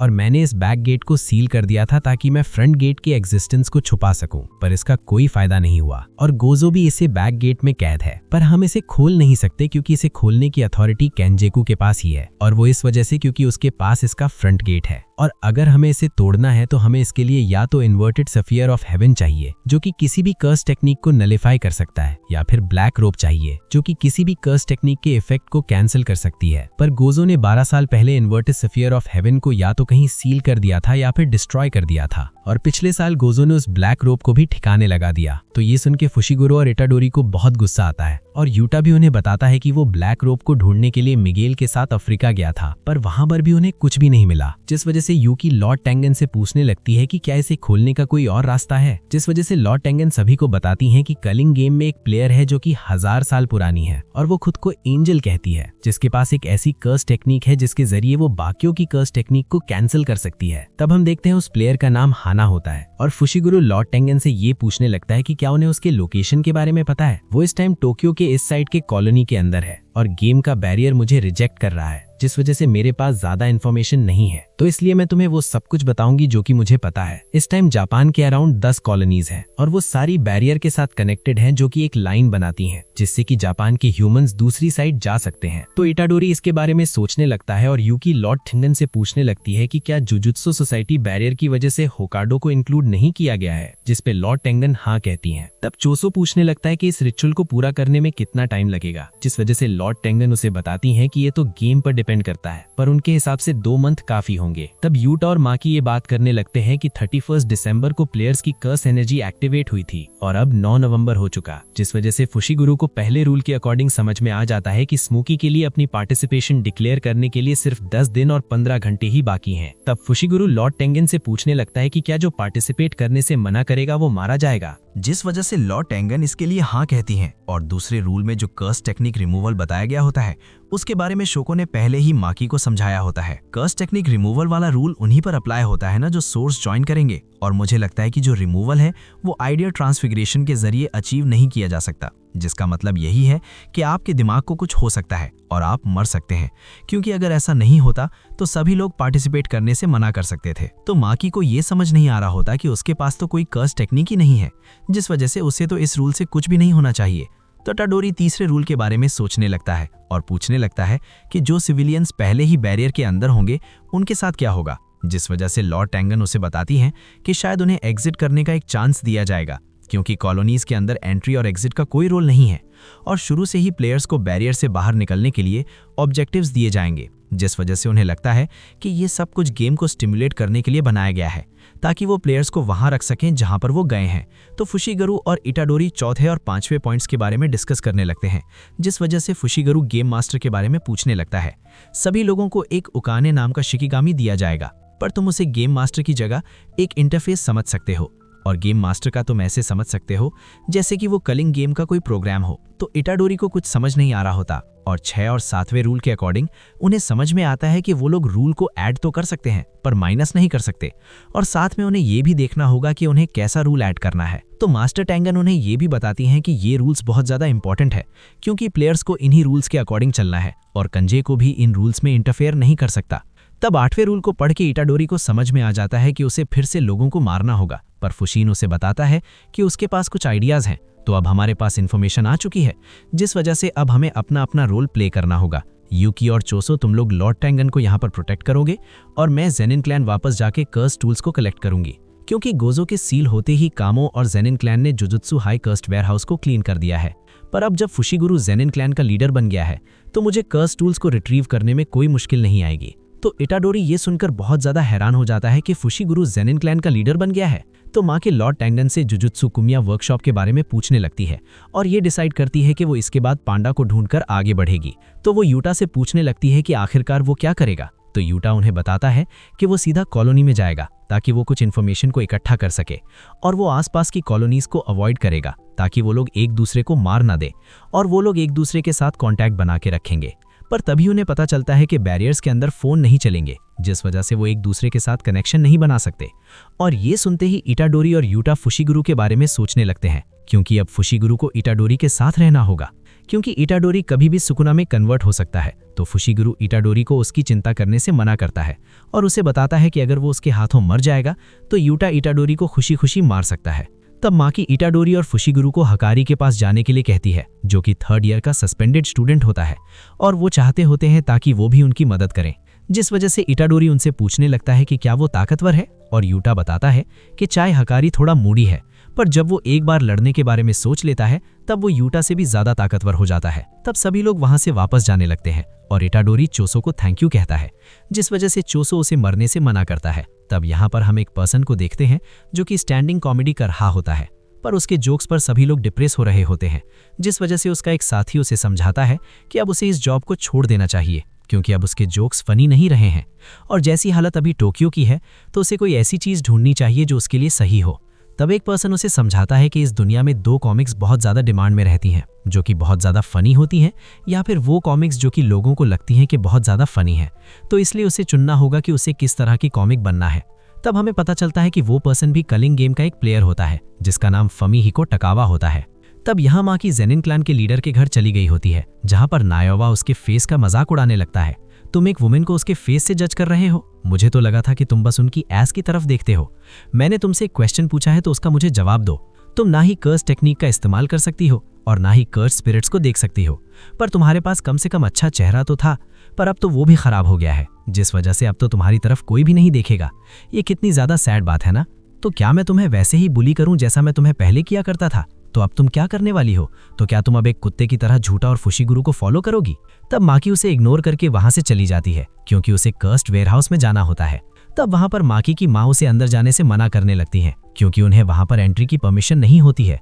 पर माकी उन्हें बताती है कि उसके पास क्लैन हेड की परमिशन है। तब हमें यहाँ पर कुछ टाइम पहले का सीन दिखाया जाता है, जहाँ पर माकी ने फुशिगुरु को बताया होता है कि अब वो ज़ेनिन क्लैन का लीडर बनने वाला है, और फुशिगुरु इसके लिए मना करने लगता है। माफ कर देना, पर मैं चाहती हूँ कि तुम ये करो। नाबितो ने कहा है कि उसने तुम्हारे लिए ज़ेनिन क्लैन का पूरा फॉर्चून छोड़ा है, जिसका मतलब पैसा, कर्स टूल्स और बिग 3 फैमिलीज और जिजुत्सु हेडक्वार्टर की इन्फॉर्मेशन भी तुम्हें मिलेगी। और क्योंकि अब हमें अपना काम करने का ढंग चेंज करना है तो हमें इसकी बहुत ज़रूरत पड़ेगी। तो फिर तुम ये क्यों नहीं कर लेती माकी? मेरी इस हालत में तो कोई भी मुझे एक्सेप्ट नहीं करेगा। तुम्हारे पास फैमिली की कर्स टेक्निक है और तुमने डोमेन भी बनानी सीख ली है, और सबसे बड़ी बात तो ये है कि गोजो भी तुम्हारी साइड है। पर मुझे नहीं लगता कि इससे कोई भी फर्क पड़ेगा कि ज़ेनिन क्लैन वाले मुझे एक्सेप्ट करते हैं या नहीं। और अगर तुम क्लैन हेड बन जाओगी तो तुम्हें भी वही बेनिफिट्स मिलेंगे जो तुमने अभी अभी मुझे बताए हैं। मैं इस टाइम ये नहीं कर सकती, क्योंकि अभी मैं वो जगह क्रिएट नहीं कर सकती जहां पर माई आराम से रह सके। तब फुशिगुरु उसकी बात समझ जाता है, जिस वजह से वो ऐसा करने के लिए तैयार हो जाता है। और यहाँ माकी की माँ उसे वापस आने के लिए कह रही होती हैं, पर माकी उन्हें इग्नोर कर रही होती हैं, जिस वजह से वो कहने लगती हैं कि माकी को उन्हें कम से कम एक बार तो उस पर गर्व करने का मौका देना चाहिए। तब माकी कर्स्ड वेयरहाउस पहुंच जाती है, जहां पर वो देखती है कि उसके फादर वहां पर उसका इंतजार कर रहे हैं। यहाँ पर कोई कर्स टूल नहीं है माकी, क्योंकि मुझे पता था कि तुम यहाँ पर आने वाली हो, जिस वजह से मैंने सब कुछ खाली कर दिया। तो माकी देखती है कि माई भी वहां पर जख्मी हालत में पड़ी हुई है, और यहाँ हम देखते हैं ये सारा प्लान नायोवा का होता है, और जिनको ये बात बिल्कुल पसंद नहीं आई होती, जिस वजह से वो कहने लगता है कि फुशिगुरु को ही क्लैन हेड बनना चाहिए, क्योंकि इससे गोजो क्लैन के साथ उनके रिलेशन ठीक हो जाएंगे। पर वो सब कुछ मगोमी के हाथों में भी नहीं छोड़ना चाह रहा होता, जिस वजह से नायोवा उससे ये सब कुछ कहने का कारण पूछने लगता है। मैं ये सब कुछ इसलिए कह रहा हूँ क्योंकि फुशिगुरु नोरितोशी कामो के साथ अच्छे रिलेशन बना रहा है, जिस वजह से कामो क्लैन और गोजो क्लैन उसके साथ है। तो इसलिए अगर हम अभी उसे ठिकाने लगा देंगे तो ज़ेनिन क्लैन पर भी इसका असर होगा, जिससे कि हम पावर को शिफ्ट करने वाली स्ट्रगल में पीछे रह जाएंगे। इन सब के बारे में तो मुझे पता है, पर आखिरकार तुम ये सब कुछ अभी क्यों कह रहे हो? क्या तुमने जुजुत्सु हाई से आया हुआ नोटिस नहीं पढ़ा है, जहां पर लिखा हुआ है कि गोजो को कैद कर लिया गया है और उसे छुड़ाने वाले को क्रिमिनल मान लिया जाएगा? मेरा तो ये मानना है कि हमें इस चीज का फायदा उठाना चाहिए और हमें फुशिगुरु, माकी और माई को मरवा देना चाहिए, क्योंकि वो लोग गोजो को आजाद करवाने की कोशिश कर रहे हैं। आखिरकार तुम ये क्या कह रहे हो? क्या सच में अंकल ओगी अपनी बेटियों को मार पाएंगे? ये उसी का आइडिया है, क्योंकि इससे जुजुत्सु हेडक्वार्टर को उस पर भरोसा हो जाएगा। तब यहाँ ओगी कॉलिंग ब्लॉसम इमोशन को एक्टिवेट कर लेता है, जो कि डोमेन का काउंटर मेजर होती है, जिसमें एक पर्सन खुद को कर्स्ड एनर्जी में कवर अप कर लेता है और उस चीज पर अटैक करने के लिए तैयार हो जाता है जो कि उसके कांटेक्ट में आती है। तब हमें पता चलता है कि ओगी ने माई को इसलिए जिंदा रखा होता है ताकि वो उसे माकी के अगेंस्ट यूज कर सके, क्योंकि माकी के पास अभी भी अननोन कर्स टूल हो सकता है। और यहाँ हम देखते हैं माकी के पास यूजो कुमिया मास्टरपीस कर्स टूल होता है, जिसे ड्रैगन बन कहा जाता है, जो कि अपने अंदर फोर्स और कर्स्ड एनर्जी को भरता है और उसे यूजर की विल के हिसाब से बाहर फेंकता है। इन्हें अभी इस अनफेमिलियर कर्स टूल की एबिलिटी के बारे में नहीं पता है, जिस वजह से मुझे इसका फायदा उठाना होगा। क्या तुम्हें पता है कि जेनिन क्लैन का पुराना हेड मेरी जगह मेरा भाई क्यों था? वो इस वजह से था ना क्योंकि तुम इतने बुरे हो जो कि अपने ही बच्चों को मारने के लिए तैयार हो। तब वो दोनों आपस में लड़ना स्टार्ट कर देते हैं और माँ की ओगी की तलवार को तोड़ देती है, और जैसे उस पर हमला करने लगती है वैसे ही ओगी की तलवार के आगे फ्लेम्स आने लगती हैं, जो कि माकी को जख्मी कर देती हैं। मैं क्लैन हेड इसलिए नहीं बन पाया था क्योंकि मेरी बेटियां वर्थलेस थीं, और देखो तुमने तो ये साबित भी कर दिया, क्योंकि तुमने ये सोचा कि मेरा ब्लेड टूट चुका है, जिस वजह से तुम मेरे करीब आ गई। मैं कोई स्वॉर्ड्समैन नहीं हूं, बल्कि एक सॉर्सरर हूं, जिस वजह से आप मुझे इस तरह जज नहीं कर सकते। अपनी बकवास बंद करो। तो जैसा कि मैंने कहा कि मैं तुम दोनों की वजह से क्लैन हेड नहीं बन पाया। मेरे बड़े भाई की कर्स टेक्निक के बारे में कोई हिस्ट्री नहीं थी, जिस वजह से वो इतना ज़्यादा इंपॉर्टेंट फैक्टर नहीं थी, और एक सॉर्सरर के तौर पर मैं अपने भाई से सिर्फ एक ही चीज़ में पीछे था, और वो थी मेरे बच्चों की क्वालिटी। बच्चों को अपने पेरेंट्स को रोक कर नहीं रखना चाहिए। तब ओगी माई और माकी को ट्रेनिंग और डिसिप्लिन रूम में फेंक देता है, जहां पर बहुत सारी कर्स स्पिरिट्स पहले से मौजूद होती हैं और उन लोगों को खाने के लिए तरस रही होती हैं।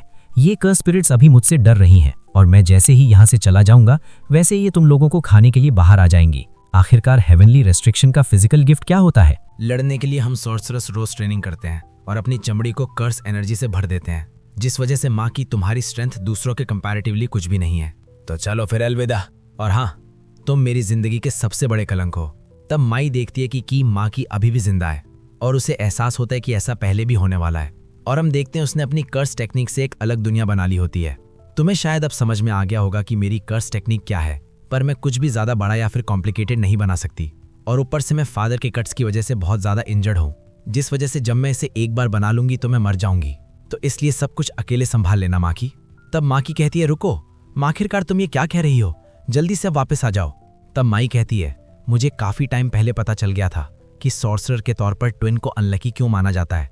कुछ पाने के लिए हमें कुछ ऑफर करना पड़ता है, और मैं सिर्फ बाइंडिंग वो के बारे में बात नहीं कर रही हूँ। ये बिल्कुल वैसा है जैसे कि सफरिंग हमें स्ट्रांग बनाती है, पर हम जैसे ट्विन्स के ऊपर ये रूल अप्लाई नहीं होता है, क्योंकि कर्स टेक्निक्स आइडेंटिकल ट्विन्स को सिंगल इंडिविजुअल कंसिडर करती है, जिस वजह से मैं तुम हूँ और तुम मैं हूँ, और इसी वजह से तुम चाहे जितनी मर्जी ताकतवर होने की कोशिश कर लो, पर तुम नहीं हो सकती, क्योंकि मैं ताकतवर होना नहीं चाहती, और क्योंकि तुम्हारे पास कर्स टेक्निक नहीं है और मेरे पास है, तो भी इससे कोई फर्क नहीं पड़ता है, जिस वजह से मैं जब तक तुम्हारे आसपास रहूंगी माँ की, तब तक तुम पूरी तरह से डेवलप नहीं कर पाओगी। तब माँ की माई को रोकने लगती है, पर माई ने जाने का डिसाइड कर लिया होता है, जिस वजह से वो माँ की को एक चीज देती है। माँ की, मैं ये तुम्हारे लिए छोड़कर जा रही हूँ, और कर्स एनर्जी और बाकी सब कुछ अपने साथ लेकर जा रही हूँ, पर मुझसे एक वादा करो कि तुम सब कुछ डिस्ट्रॉय कर दोगी, समझी ना बड़ी बहन? तब माई मर चुकी होती है और माँ की को होश आ जाता है, जिस वजह से वो माई को उठाने लगती है, और तभी कर्स्ड स्पिरिट्स भी उन पर हमला कर देती हैं। तो यहाँ ओगी को एहसास हो जाता है कि सारी कर्स्ड स्पिरिट्स मर चुकी हैं, जिस वजह से वो वापस कर्स वेयरहाउस की तरफ जाने लगता है, पर तभी उसे माकी और माई दिखाई देती हैं, और उससे माकी के अंदर टोजी दिखाई देता है, जिस वजह से वो पूरी तरह से डर जाता है और अपनी कर्स टेक्निक को एक्टिवेट करके माकी के ऊपर हमला कर देता है, पर माकी उसका सिर एक ही बारी में काट देती है। चलो माई, तुम्हारे साथ किए हुए वादे के हिसाब से सब कुछ तबाह किया जाए। तब यहाँ जेनिन क्लैन की अलार्म बेल बजने लगती है, जिसे सुनकर जिंची और नायोबा उसकी तरफ जाने लगते हैं, और तभी वहां पर रंता आ जाता है। मास्टर जिंची, माँ की पागल हो चुकी है, उसने मास्टर ओगी को मार दिया है, जिस वजह से कुकुरू यूनिट अब उसके पीछे गई है। अब इससे सुनकर जिंची और नायोबा हैरान हो जाते हैं, और कुकुरू यूनिट को ये लग रहा होता है कि शायद माकी ने चोरी छुप के ओगी को मारा है।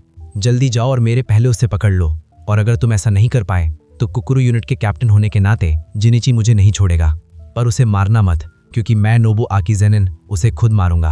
तब हमें पता चलता है कुकुरू यूनिट एक ऐसी यूनिट होती है जिसमें जेनिन क्लैन की वो मेल्स होते हैं जिनके पास कर्स टेक्निक नहीं होती है, और क्योंकि ये लोग हैक के लोअर ब्रांच के होते हैं तो उन्हें बहुत ज्यादा खतरनाक मार्शल आर्ट ट्रेनिंग से गुजरना पड़ता है, और उस ट्रेनिंग से माँ की भी गुजरी होती है, क्योंकि जुजुत्सु हाइये से पहले वो उस कुकुरू यूनिट की मेंबर होती है। तब यहाँ कुकुरू यूनिट को माँ की दिखाई दी जाती है, जिसके हाथों में 2 अनआइडेंटिफाइड कर्स टूल होते हैं। तब वो कुकुरू यूनिट उसे घेर लेती है और माँ की माई को याद करने लगती है। मुझे माफ कर देना माई, पर मैं प्रॉमिस करती हूँ कि मैं सब कुछ तबाह कर दूंगी। तो कुकुरू यूनिट माकी पर हमला कर देती है, पर माकी एक एक करके उन्हें काटना स्टार्ट कर देती है। और हम देखते ही देखते वो कर्स टूल से कुकुरू यूनिट के हर एक बॉडी पार्ट को बड़ी बेरहमी से काट रही होती है और उनके हर हमले से बचते हुए वहां पर मौजूद सभी को मार देती है। तब वहां पर नोबो आके आकर ये सारा दृश्य देखकर हैरान हो जाता है, पर तभी वहां पर चोजुरो ज़ेनिन आ जाता है, जो कि अपनी कर्स टेक्निक से माकी के ऊपर हमला कर देता है और माकी को पकड़ लेता है। तब वहां पर जिनिची और रंता भी आ जाते हैं और नोबो आकी ये देख के हैरान होता है कि द हैक की टीम वहां पर आ गई है। तब हमें बताया जाता है कि द हैक ऐसा ग्रुप होता है जिसके अंदर वो लोग होते हैं जिनके पास सेमी ग्रेड 1 या फिर उससे ज्यादा की स्किल होती है, जिस वजह से वो लोग ज़ेनिन क्लैन के सबसे ज्यादा स्ट्रॉन्गेस्ट सोर्सरर होते हैं। तब माकी चोजुरो की टेक्निक को काटकर बाहर आ जाती है और उन पर हमला कर देती है। इस पर तो चोजुरो ने अपनी टेक्निक से हमला किया था, तो आखिरकार ये अभी भी कैसे मूव कर पा रही है। तब माकी बहुत तेजी से अपने दोनों हाथों से उनकी विंड पाइप फाड़ देती है, जिससे कि चोजुरो और नोबुआकी को ये यकीन नहीं आ रहा होता कि ये माकी पहले वाली माकी है। रंता अपनी टेक्निक से माकी को फ्रीज कर देता है, जिससे कि जिनिची उसका हमला कर देता है, पर हम देखते हैं रंता भी माकी को रोक नहीं पा रहा होता और माकी उसकी कर्स टेक्निक को तोड़ने लगती है, जिससे कि जिनिची को उसकी चिंता होने लगती है। मेरी चिंता मत कीजिए मास्टर जिनिची, अभी का ज़ेनिन क्लैन टोजी की वजह से टिका हुआ है और आपने भी ये पक्का नोटिस कर लिया होगा कि माकी भी बिल्कुल उन्हीं की तरह बन गई है, जिस वजह से आपको उसे जल्द से जल्द मारना होगा।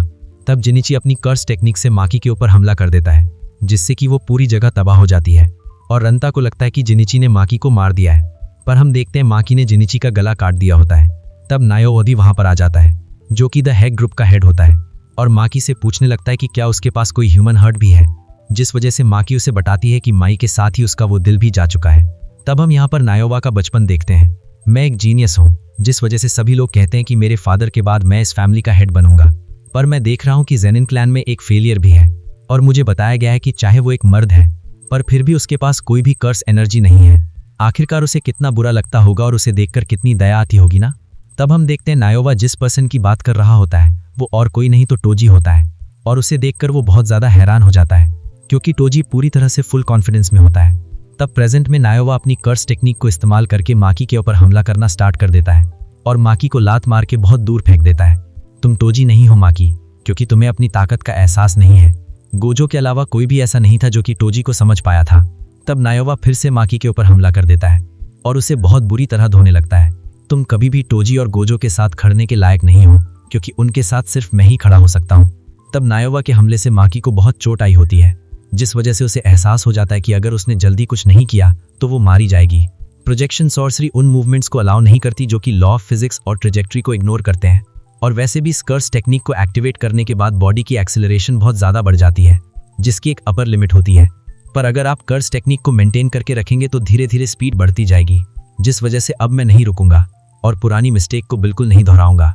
स्ट्रेंथ, वेट और स्पीड पर निर्भर करती है, जिस वजह से मैं अपनी फुल स्पीड में जाके इसे एक जोरदार पंच मारूंगा। तब नायोवा फुल स्पीड से माकी की तरफ बढ़ने लगता है और माकी बाहें खोलकर उसके साथ टकराने के लिए तैयार हो जाती है। तब हमें पता चलता है कि माई की लाइफ के बदले में माकी को स्टील लाइक बॉडी मिल गई है, जो कि कर्स एनर्जी से बहुत दूर हो गई है, पर उसे ओगी और बाकी सबसे लड़ने की वजह से बहुत सारी इंजरीज हो गई हैं, जिस वजह से उसे एहसास है कि वो नायोवा के अगेंस्ट डिसएडवांटेज में है।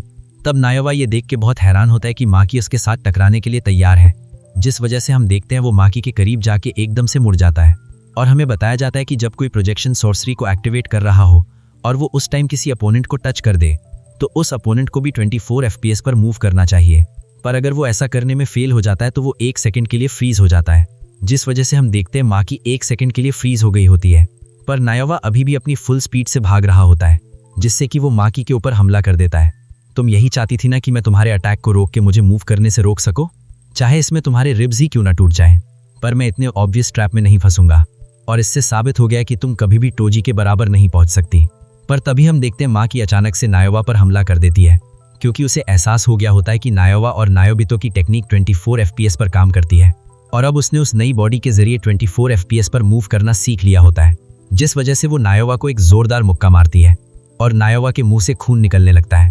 तब हम यहाँ पर माकी की माँ को देखते हैं, जिनकी तरफ माकी बढ़ रही होती है और उसकी माँ उसे डर के मारे पीछे रहने के लिए कह रही होती है, और हम देखते हैं नायोवा अभी भी जिंदा होता है, जिस वजह से वो खुश होने लगता है क्योंकि माकी ने उसे मारा नहीं होता।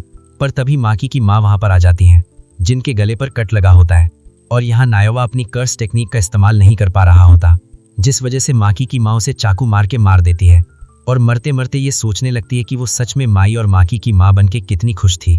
तब माकी माई को लेकर बाहर चली जाती है, जहाँ निशिमिया माई को देखकर रोने लगती है क्योंकि उसने माई को अंदर जाने से मना किया होता है। तब माकी माई को निशिमिया के पास छोड़ देती है और निशिमिया माकी से पूछने लगती है कि आखिरकार अब वो क्या करेगी, पर माकी बिना जवाब दिए ही वहां से चली जाती है। और हमें पता चलता है कि जो जेनिन क्लैन के मेंबर्स इस लड़ाई में मिसिंग होते हैं वो बाद में मारे जाते हैं, पर उनके मरने के बाद कोई भी सबूत नहीं मिला होता। बस वहां पर उन्हें कर्स एनर्जी के ट्रेसेस मिले होते हैं जो कि एक कर्स टूल वेपन के होते हैं। तब थोड़े दिनों बाद गोजो क्लैन और कामो क्लैन जेनिन क्लैन को बिग 3 फैमिलीज में से निकालने के लिए कहने लगते हैं, पर जुजुत्सु हेडक्वार्टर्स अभी के लिए इसको होल्ड पे डाल देते हैं। जहां हमें दिखाया जाता है कि प्रिंसिपल यागा को जोसु हायरअप्स ने जेल में बंद कर रखा होता है। ये वही टाइम होता है जब यागा ने पांडा को क्रिएट किया था। जैसा कि आप जानते हो, पांडा एक कर्स्ड कॉप्स है जो प्रिंसिपल यागा के एक्सपेरिमेंट का रिजल्ट था। हायरअप्स सीआई यागा से पूछते हैं कि उसने पांडा जैसे कर्स्ड कॉप्स को कैसे बनाया। पांडा एक इंडिपेंडेंट कर्स कॉप्स होता है जो खुद सोच सकता है, खुद फील कर सकता है और अपनी कर्स एनर्जी भी जनरेट कर सकता है, जो नॉर्मल कर्स कॉप्स नहीं कर पाते।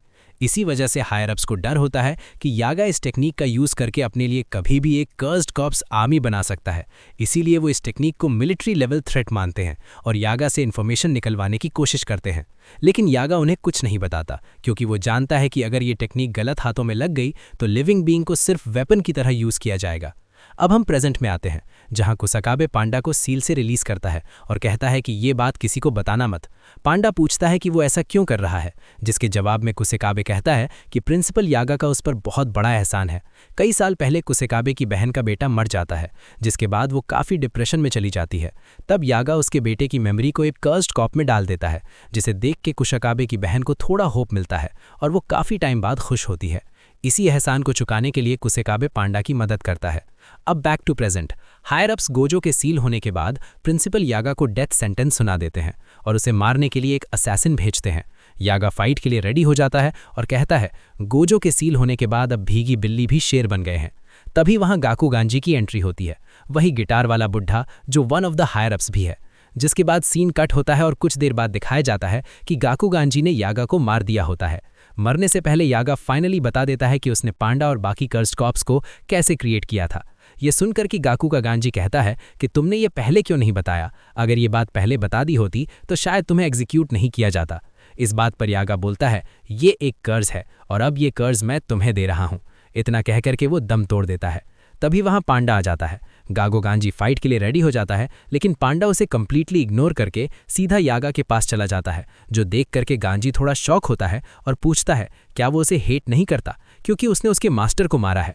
पांडा जवाब देता है हम ह्यूमंस की तरह नहीं होते, प्रिंसिपल यागा ने कभी आपसे नफरत नहीं की, इसीलिए मेरे पास भी हेट करने का कोई रीज़न नहीं है। लेकिन इतना ज़रूर याद रखना, पांडा को भी दर्द होता है और पांडा भी रोते हैं, और ये कहते हुए पांडा रो पड़ता है। अब इसके बाद सीन शिफ्ट होता है यूजी और फुसीगुरु पर। वो दोनों टेंगन के कहने पर हकारी से मिलने गए होते हैं। हकारी एक स्पेशल ग्रेट सॉर्सरर है जो काफ़ी ज़्यादा स्ट्रांग है, और अगर वो किसी तरह उसे अपने साइड कर लेते हैं तो आने वाले कलिंग गेम के फाइट में उन्हें काफ़ी मदद मिलेगी। लेकिन प्रॉब्लम यह है कि हकारी को जुजुत्सु हाई से सस्पेंड कर दिया गया था क्योंकि वो एक इलीगल गैम्बलिंग टूर्नामेंट करवाता है। इसीलिए यूजी और फुसीगुरु अपने कपड़े चेंज करके अंडर कवर जाने का डिसाइड करते हैं, वरना अगर हकारी को पता चल गया कि वो जुजुत्सु हाई से हैं तो वो उनसे मिलेगा भी नहीं। इसके बाद वो दोनों एक बड़ी सी बिल्डिंग में एंटर करते हैं, लेकिन वहाँ 2 गार्ड्स उन्हें गेट पर ही रोक लेते हैं। ये कोई बच्चों के खेलने की जगह नहीं है, मेरे 3 काउंट करने से पहले यहाँ से चले जाओ वरना चलने लायक भी नहीं छोड़ूंगा। जिस पर मेगोमी बोलता है हमें पैसों की ज़रूरत है, हम यहाँ फाइट क्लब में पार्टिसिपेट करने आए हैं। इतना सुनते ही एक गार्ड मेगोमी के फेस पर पंच करने वाला होता है, लेकिन रुक जाता है और कहता है rule number 1 we don't talk about fight club, इसीलिए जल्दी बताओ आखिर तुम्हें किसने भेजा है, इससे पहले कि मैं तुम्हारी पिटाई करूं। मेगोमी कॉन्फिडेंस के साथ बोलता है मुझे उसका नाम नहीं पता, लेकिन इतना बता सकता हूं कि मैंने उसे मार दिया। ये सुनकर के दूसरा गार्ड बोलता है वो कॉन्डो हो सकता है जो 1 महीने पहले ही गायब हो गया। जिस पर मेगोमी कहता है तुम मुझे उसकी जगह रख लो। तभी उनके बॉस यानी हकारी का कॉल आता है। कॉल के बाद दूसरा गार्ड बोलता है हमारे बॉस ने फाइट करने की परमिशन दे दी है, लेकिन तुम्हें नहीं, उस लड़के को यानी यूजी को। ये सुनकर के मेगोमी सोचता है ये तो और भी अच्छी बात है, और वो इस बात पर अग्री कर जाता है। फाइट स्टार्ट होने से पहले मेगोमी यूजी को समझाता है तुम्हें किसी भी तरह उनका ट्रस्ट जीतना होगा, वरना हमें हकारी से मिलने का मौका नहीं मिलेगा, इसीलिए तुम्हें फाइट जीतनी ही होगी। मैं यहीं पार्किंग में रुककर नजर रखूंगा अब इसके बाद सीन शिफ्ट होता है एक रूम में, जहां एक गार्ड यूजी को फाइट क्लब के रूल समझा रहा होता है। रूल नंबर 1, तुम्हें हर हाल में फाइट करनी होगी, मतलब फाइट को बीच में छोड़कर भाग नहीं सकते। रूल नंबर 2, फाइट के दौरान अपनी कर्स टेक्निक यूज नहीं कर सकते। यूजी पूछता है ऐसा क्यों, जिस पर गार्ड बोलता है यहाँ पर ज्यादातर व्यूअर्स नॉर्मल ह्यूमंस होते हैं जो कर्स एनर्जी देख नहीं सकते, इसीलिए जो चीज वो देख नहीं सकते उसमें उन्हें मजा कैसे आएगा। इसके बाद वो गार्ड यूजी को फाइटिंग एरिना में ले जाता है। यूजी अंदर जाते ही देखता है कि वहां बहुत सारी ऑडियंस होती है जो उसका मैच देखने और एंजॉय करने आई होती है। यूजी भी काफी एक्साइटेड होता है अपने ओपोनेंट से फाइट करने के लिए। तभी सामने अंधेरे में से एक फाइटर बाहर आता है और वो और कोई नहीं बल्कि पांडा होता है। पांडा को देख करके यूजी और भी ज्यादा एक्साइटेड हो जाता है। उनकी फाइट और इंटरेस्टिंग बनाने के लिए वहां एक कमेंटेटर भी होता है जो काफी तगड़ी कमेंट्री कर रहा होता है और लोगों को फाइट पर बेट लगाने के लिए भी इनकरेज करता है। तभी सीन शिफ्ट होता है और हमें पहली बार हकारी और उसका पार्टनर किरारा दिखते हैं, जो सीसीटीवी के थ्रू दोनों की फाइट देख रहे होते हैं। बाय द वे, अगर आप सोच रहे होंगे कि किरारा कोई लड़की है तो ऐसा नहीं है। यहाँ पर तलवार में तलवार वाला सीन है, मतलब वो एक ट्रांस कैरेक्टर है। हकारी कहता है ऐसे फाइट्स पर गैम्बलिंग करने में कोई मजा नहीं होता जिनका रिजल्ट पहले से ही पता हो। किरारा पूछता है तुम्हें क्या लगता है पांडा जीत जाएगा? इस पर हकारी बोलता है ऐसे बहुत कम लोग होते हैं जो पांडा को हैंड टू हैंड कॉम्बैट में हरा पाएं, और ये तो फिर भी फर्स्ट ईयर स्टूडेंट है। जिस पर किरारा कहता है लगता है इस बार तुम गलत साबित होने वाले हो। अब हमें यूजी और पांडा की फाइट दिखाई जाती है जो शुरू हो चुकी होती है। फाइट के दौरान यूजी पांडा से पूछता है क्या तुमने अभी तक हकारी को देखा है? पांडा जवाब देता है नहीं। वो दोनों बात करते हुए ही फाइट कर रहे होते हैं। वैसे इसे फाइट कहना भी सही नहीं होगा क्योंकि दोनों एक्चुअली एक्टिंग कर रहे होते हैं। यूजी तेज पंच मारने की एक्टिंग करता है लेकिन लास्ट मोमेंट पर सिर्फ हल्का सा टच कर देता है और पांडा बस यूजी से पिटने की एक्टिंग करते रहता है। एक्चुअली हकारी को पावर से ज्यादा माइंड गेम पसंद है। उसे ये देखना होता है कि कौन रूल समझता है और कौन सिस्टम के अंदर रह के गेम खेल सकता है। अगर यहाँ यूजी सीरियसली लड़ता तो फाइट तुरंत खत्म हो जाती, इसीलिए दोनों मिलकर के फाइट को कंट्रोल और ड्रामेटिक बनाते हैं। उनका गोल सिर्फ जीतना नहीं होता बल्कि हकारी का ट्रस्ट भी जीतना होता है, और एंड में यूजी फाइट जीत भी जाता है। ये देख करके वहां मौजूद सारी ऑडियंस शॉक हो जाती है क्योंकि आज तक पांडा को कोई डिफीट नहीं कर पाया था। तभी हमें दिखाया जाता है कि हकारी अपने बंदे को कॉल करके कहता है यूजी को मेरे पास भेज दो, क्योंकि ये बंदा अच्छी तरह जानता है कि ऑडियंस को कैसे खुश किया जाता है। मैं इसके साथ एक बहुत अच्छी फाइट की स्क्रिप्ट लिखना चाहता हूँ। इसी बीच मैगोमी भी उनकी शैडो में छुप करके उनकी बातें सुन लेता है। इधर हकारी किरारा को मैगोमी पर नजर रखने के लिए भेज देता है। अब सीन शिफ्ट होता है रात के टाइम पर। हम पांडा को बाहर बैठे हुए देखते हैं और उसके साथ मैगोमी भी होता है। मैगोमी उसे अपना पूरा प्लान बताता है और पांडा को भी अपने प्लान में शामिल कर लेता है। मैगोमी मॉनिटरिंग रूम में जाने का प्लान बनाता है जहां इस वक्त हकारी मौजूद होता है। तब पांडा बताता है कि उसने कई बार मॉनिटरिंग रूम में जाने की कोशिश की है लेकिन हर बार फेल हो जाता है क्योंकि वहां पर एक ऐसी कर्स टेक्निक यूज की गई है जिसकी वजह से वो कितना भी आगे जाने की कोशिश करता लेकिन वो हर बार पीछे खिंचा चला जाता। पांडा कहता है कि ये शायद किरारा की कर्स टेक्निक है। अब तुम सोच रहे होगे कि जब यूजी को पहले ही हकारी ने मिलने के लिए बुला लिया है तो इन लोगों को वहां जाने की क्या जरूरत है। असल में इन्हें डर होता है कि कहीं यूजी का रियल आइडेंटिटी रिवील ना हो जाए, क्योंकि यूजी को झूठ बोलना नहीं आता। इसलिए ये लोग भी वहां जाने का प्लान बनाते हैं ताकि बातचीत और सिचुएशन को ये लोग संभाल सकें। अब फाइनली यूजी हकारी से मिलने जाता है। हकारी यूजी से पूछता है व्हाट इफ मैं कहूं कि तुम 1 महीने तक रोज 1 घंटे काम करके 1 मिलियन येन कमा सकते हो। यूजी जवाब देता है ये डिपेंड करता है कि काम किस तरह का है। इसके बाद उनके बीच काफी लंबी कॉन्वर्सेशन होती है जिसमें हकारी अपने बारे में बताता है कि उसे गैम्बलिंग क्यों पसंद है और वो गैम्बलिंग क्यों करता है। तभी कॉन्वर्सेशन के बीच में हकारी को एक कॉल आता है। कॉल देखते ही वो समझ जाता है कि कुछ गड़बड़ है, लेकिन वो इनोसेंट बनने की एक्टिंग करता है। वो अपनी सीट से उठ के ड्रिंक निकालने लगता है और यूजी से पूछता है तुम्हें कौन सी ड्रिंक पसंद है। यूजी बोलता है नहीं, मैं ड्रिंक नहीं कर सकता, मैं अभी अंडर एज हूँ। तभी हकारी अचानक से कहता है तुम्हें पता है गोजो को भी ड्रिंक करना पसंद नहीं है। यूजी बोलता है ये गोजो कौन है। हकारी कहता है ऐसा पॉसिबल ही नहीं है, ऐसा कोई सॉर्सरर हो ही नहीं सकता जो गोजो को नहीं जानता हो। उसके बाद हकारी कहता है तुम्हें जुजुत्सु हाई वालों ने भेजा है ना। यूजी बोलता है नहीं, तुम जैसा समझ रहे हो वैसा कुछ भी नहीं है। लेकिन हकारी उसकी बात सुने बिना ही उस पर अटैक पे अटैक करने लगता है। यूजी बार बार बोलता है पहले मेरी बात तो सुन लो, पर हकारी बोलता है जैसे ही मुझे किरारा का कॉल आया मैं समझ गया था कि कुछ तो गड़बड़ है। इसके बाद दोनों एक दूसरे का कॉलर पकड़ लेते हैं। तब यहाँ फुशिगुरो भी गार्ड्स के शैडोज में घुसकर उन पर हमला कर देता है और उन्हें नॉकआउट करके पकड़ लेता है। तब पांडा भी बंदों को नाटक करके उसकी तरफ बुला रहा होता है और बंदों के करीब आते ही उन पर हमला करके उन्हें बेहोश कर देता है, जिस वजह से हम देखते हैं पांडा और फुशिगुरो छत पर पहुंच जाते हैं जहां पर कोई भी नहीं होता। पर तभी वहां पर किरारा आ जाता है जो कि पांडा को देखकर बहुत ज्यादा हैरान हो जाता है और पांडा को भी समझ नहीं आ रहा होता कि किरारा हकारी के साथ क्यों नहीं है। रुको जरा, ये तो पांडा है और जो इसके साथ लड़का है वो तो इटाडोरी के साथ आया था। तो इसका मतलब अगर पांडा और ये यहाँ पर आए हैं तो ये लड़का जुजुत्सु हाई से है और इटाडोरी भी जुजुत्सु हाई से ही है। जिसका मतलब हकारी खतरे में है। तब किरारा हकारी को कॉल करने के लिए अपनी जेब से फ़ोन निकालने लगता है, पर तभी फुशिगुरु अपने शिकिगामी से किरारा के ऊपर हमला कर देता है। पर अचानक से फुशिगुरु का शिकिगामी वापस उसी की तरफ आ जाता है। रुको ज़रा, क्या मेरा डिवाइन डॉग रिपेल हो गया? नहीं, ऐसा नहीं हुआ है। अगर पांडा ने जो कहा है वो सच है तो इसका मतलब डिवाइन डॉग वहां तक नहीं जा पाया है। तब किरारा सोचने लगता है कि उसने पांडा को पहले ही मार्क कर दिया था, जिस वजह से वो मॉनिटर रूम की तरफ भागने लगता है। रुक जाओ किरारा, हम दुश्मन नहीं हैं, हम बस हकारी से एक रिक्वेस्ट करना चाहते हैं। मुझे यकीन नहीं आ रहा पांडा कि तुमने हमें धोखा दिया है। आखिरकार तुम ऐसा कैसे कर सकते हो? तब पांडा किरारा तक नहीं पहुंच पा रहा होता और फुशिगुरु उसके सामने डिवाइन डॉग को ले आता है ताकि किरारा कहीं ना जा सके। पर तभी फुशिगुरु खुद उड़ते हुए डिवाइन डॉग पर गिर जाता है। आखिरकार ये क्या हुआ? मुझे तो लगा था कि हम बस एक दूसरे के क्लोज नहीं जा पा रहे हैं, पर यहाँ तो डिवाइन डॉग और मैं सेपरेट ही नहीं हो पा रहे हैं। आखिरकार ये किस तरह की कर्स टेक्निक है? तब यहाँ पांडा पर एक इमाई नाम का स्टार बना होता है जिससे कि किरारा ने उसे मार्क किया होता है। तब यहाँ फुशिगुरु और पांडा ने किरारा को रोक कर रखा होता है। किरारा हर जुजुत्सु हाई की तरफ नहीं है और तुम्हें तो पता ही है कि टोक्यो में क्या चल रहा है। सारी जगह बैरियर्स अपीयर हो रहे हैं जो कि ये साबित कर रहा है कि जुजुत्सु पर टेररिस्ट अटैक कर रहे हैं, तो इसलिए हमें हकारी का साथ चाहिए। तब किरारा कहता है तुम लोगों ने खुद हमें निकाल दिया था तो ये तुम्हारी गलती है। तब फुशिगुरु कहता है आखिरकार तुम्हारे और हायर अप्स के बीच में क्या हुआ है? इन लोगों ने कंजर्वेटिव फैक्शन के साथ लड़ाई की थी और कंजर्वेटिव फैक्शन का सिर्फ रेगुलेशंस के साथ लेना देना नहीं है। जुजुत्सु को लेकर उनका एक स्पेसिफिक आइडिया है और उन्हें कन्वेंशनल जुजुत्सु पसंद है, जैसे कि नोबारा की कर्स टेक्निक थी। वक्त के साथ साथ जुजुत्सु टेक्नोलॉजी के साथ ब्लेंड होता गया, जैसे कि वो कर्स्ड वीडियोस जो कि पहले बहुत ज़्यादा फेमस थीं। और जब इस चीज़ से कर्स टेक्निक अफेक्ट होने लगी तो कंजर्वेटिव फैक्शन ने इसे रोकने की कोशिश की। हकारी की टेक्निक उसी कंजर्वेटिव फैक्शन के असूलों के खिलाफ थी, जिस वजह से उन्होंने विरोध करना स्टार्ट कर दिया और इसी वजह से वो लोग हार गए। पर गोजो तो हमेशा सबको संभाल लेता है ना, तो आखिरकार आज तुम लोगों को हमारी ज़रूरत क्यों पड़ रही है? शायद तुम लोग झूठ बोल रहे हो और यहाँ पर किसी और काम के लिए आए हो। तब फुशिगुरु किरारा को बताता है कि गोजो सील हो चुका है, जिस वजह से वो लोग हार गए हैं। पर किरारा उनकी बातों पर बिल्कुल विश्वास नहीं करता है, जिस वजह से फुशिगुरु अपनी रैबिट एस्केप वाली टेक्निक को एक्टिवेट कर देता है। किरारा हकारी के सबसे ज्यादा क्लोजेस्ट है, तो इसलिए अगर हम इसे कन्विंस कर पाए तो हकारी के साथ नेगोशिएशन और ज्यादा आसान हो जाएगी। तभी फुशिगुरु ध्यान देता है कि उसके रैबिट्स के ऊपर स्टार बना हुआ है जिसके साथ एक्रुक्स नाम का एक वर्ड लिखा हुआ है, और मॉनिटर रूम के डोर पर भी स्टार के साथ गैक्रुक्स लिखा हुआ है, जिस वजह से वो इसके बारे में सोचने लगता है और वहां पर सारी जगह रैबिट्स घर जाते हैं। आखिरकार इसने इतने सारे रैबिट्स क्यों बुलाया है?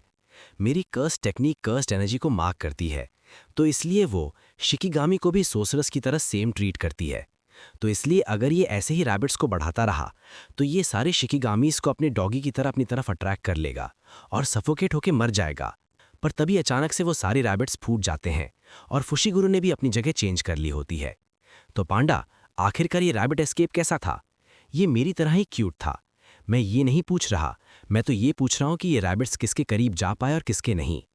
ये मेरे और सेकंड फ्लोर के करीब आ पाए थे, पर किरारा और मॉनिटर रूम के डोर से ये दूर रहे। ऐसी बात है तो आप एक बार ये चेक कीजिए कि आपकी बॉडी के ऊपर एक स्टार और एक वर्ड तो नहीं लिखा हुआ। तब पांडा देखता है कि उसकी बॉडी के ऊपर स्टार के साथ EI लिखा हुआ है, और फुशिगुरु भी चेक करता है कि उसकी बॉडी के ऊपर स्टार के साथ एक्रुक्स लिखा हुआ है। शायद डिवाइन डॉग के ऊपर भी कोई मार्क लगा होगा, पर अभी भी मुझे ज़्यादा कुछ समझ नहीं आया है। मुझे एक चीज़ पता है कि इस कर्स टेक्निक का बेसिस कॉन्स्टुलेशन है, और वो कॉन्स्टुलेशन द सदर्न क्रॉस है।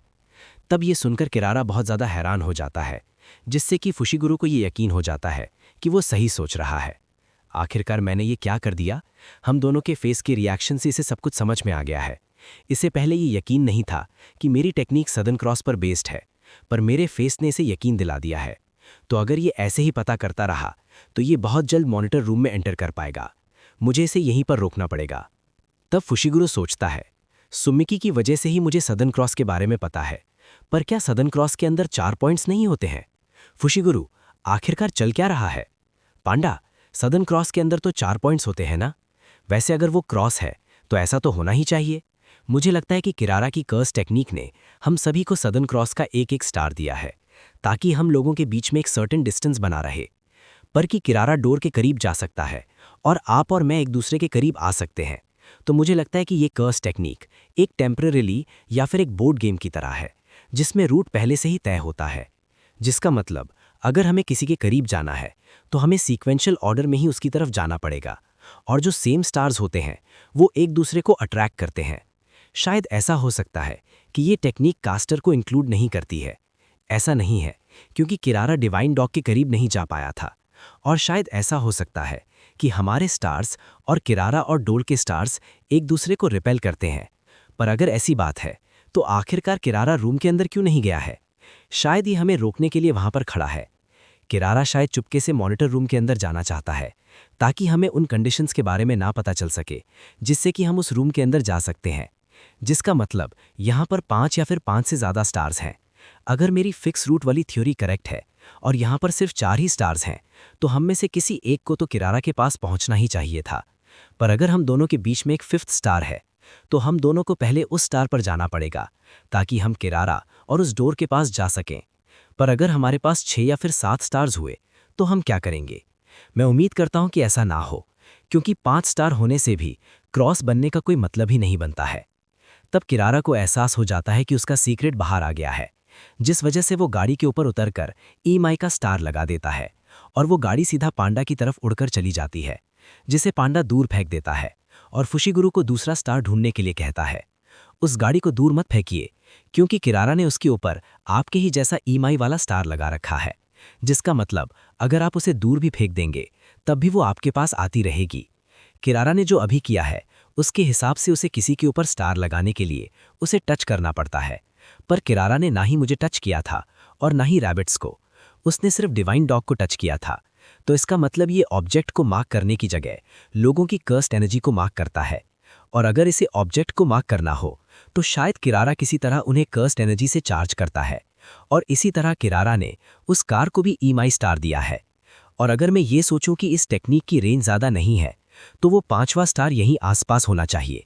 रुको ज़रा, वो रहा 5th स्टार।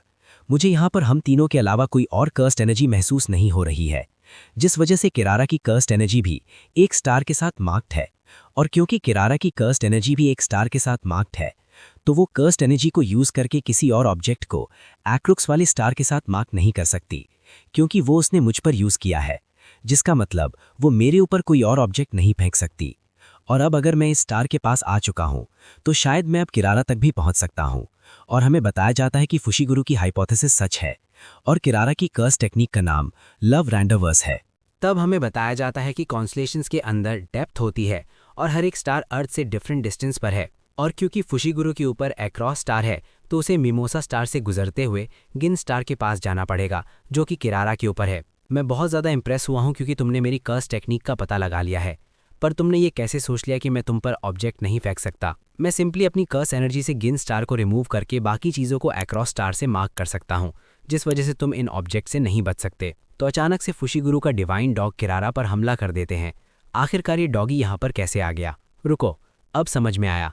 उसने कभी भी अपने डॉगी शिकीगामी को कैंसिल नहीं किया था। क्या उसने ये गैस कर लिया था कि जो लोग सेम स्टार से मार्क होते हैं वो एक दूसरे को अट्रैक्ट करते हैं? तो इसलिए वो वॉल के पीछे चला गया था ताकि वॉल की वजह से शिकीगामी उसकी तरफ ना आ सके। और जैसे ही मैं उनके बीच में आया तो वो डॉग भी बाहर आ गया, जिस वजह से उसने मुझ पर हमला कर दिया। टक, किरारा अपनी टेक्निक को कैंसिल कर देता है, जिस वजह से फुशीगुरु उसे पकड़ लेता है और उसे उसकी बात सुनने के लिए कहता है। टक, किरारा अपने आप को फुशीगुरु की कैद से आज़ाद नहीं करवा पा रहा होता। क्या तुमने वो सब कुछ प्लान किया था?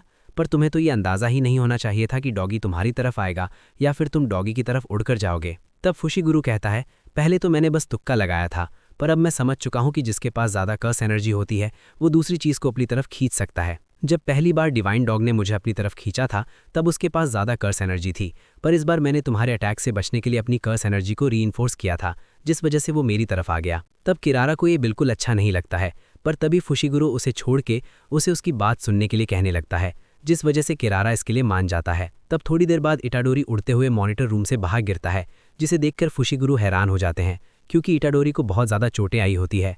फुशीगुरु, पांडा, बीच में मत आना। तो तुम अभी भी मुझे सीरियसली नहीं ले रहे हो?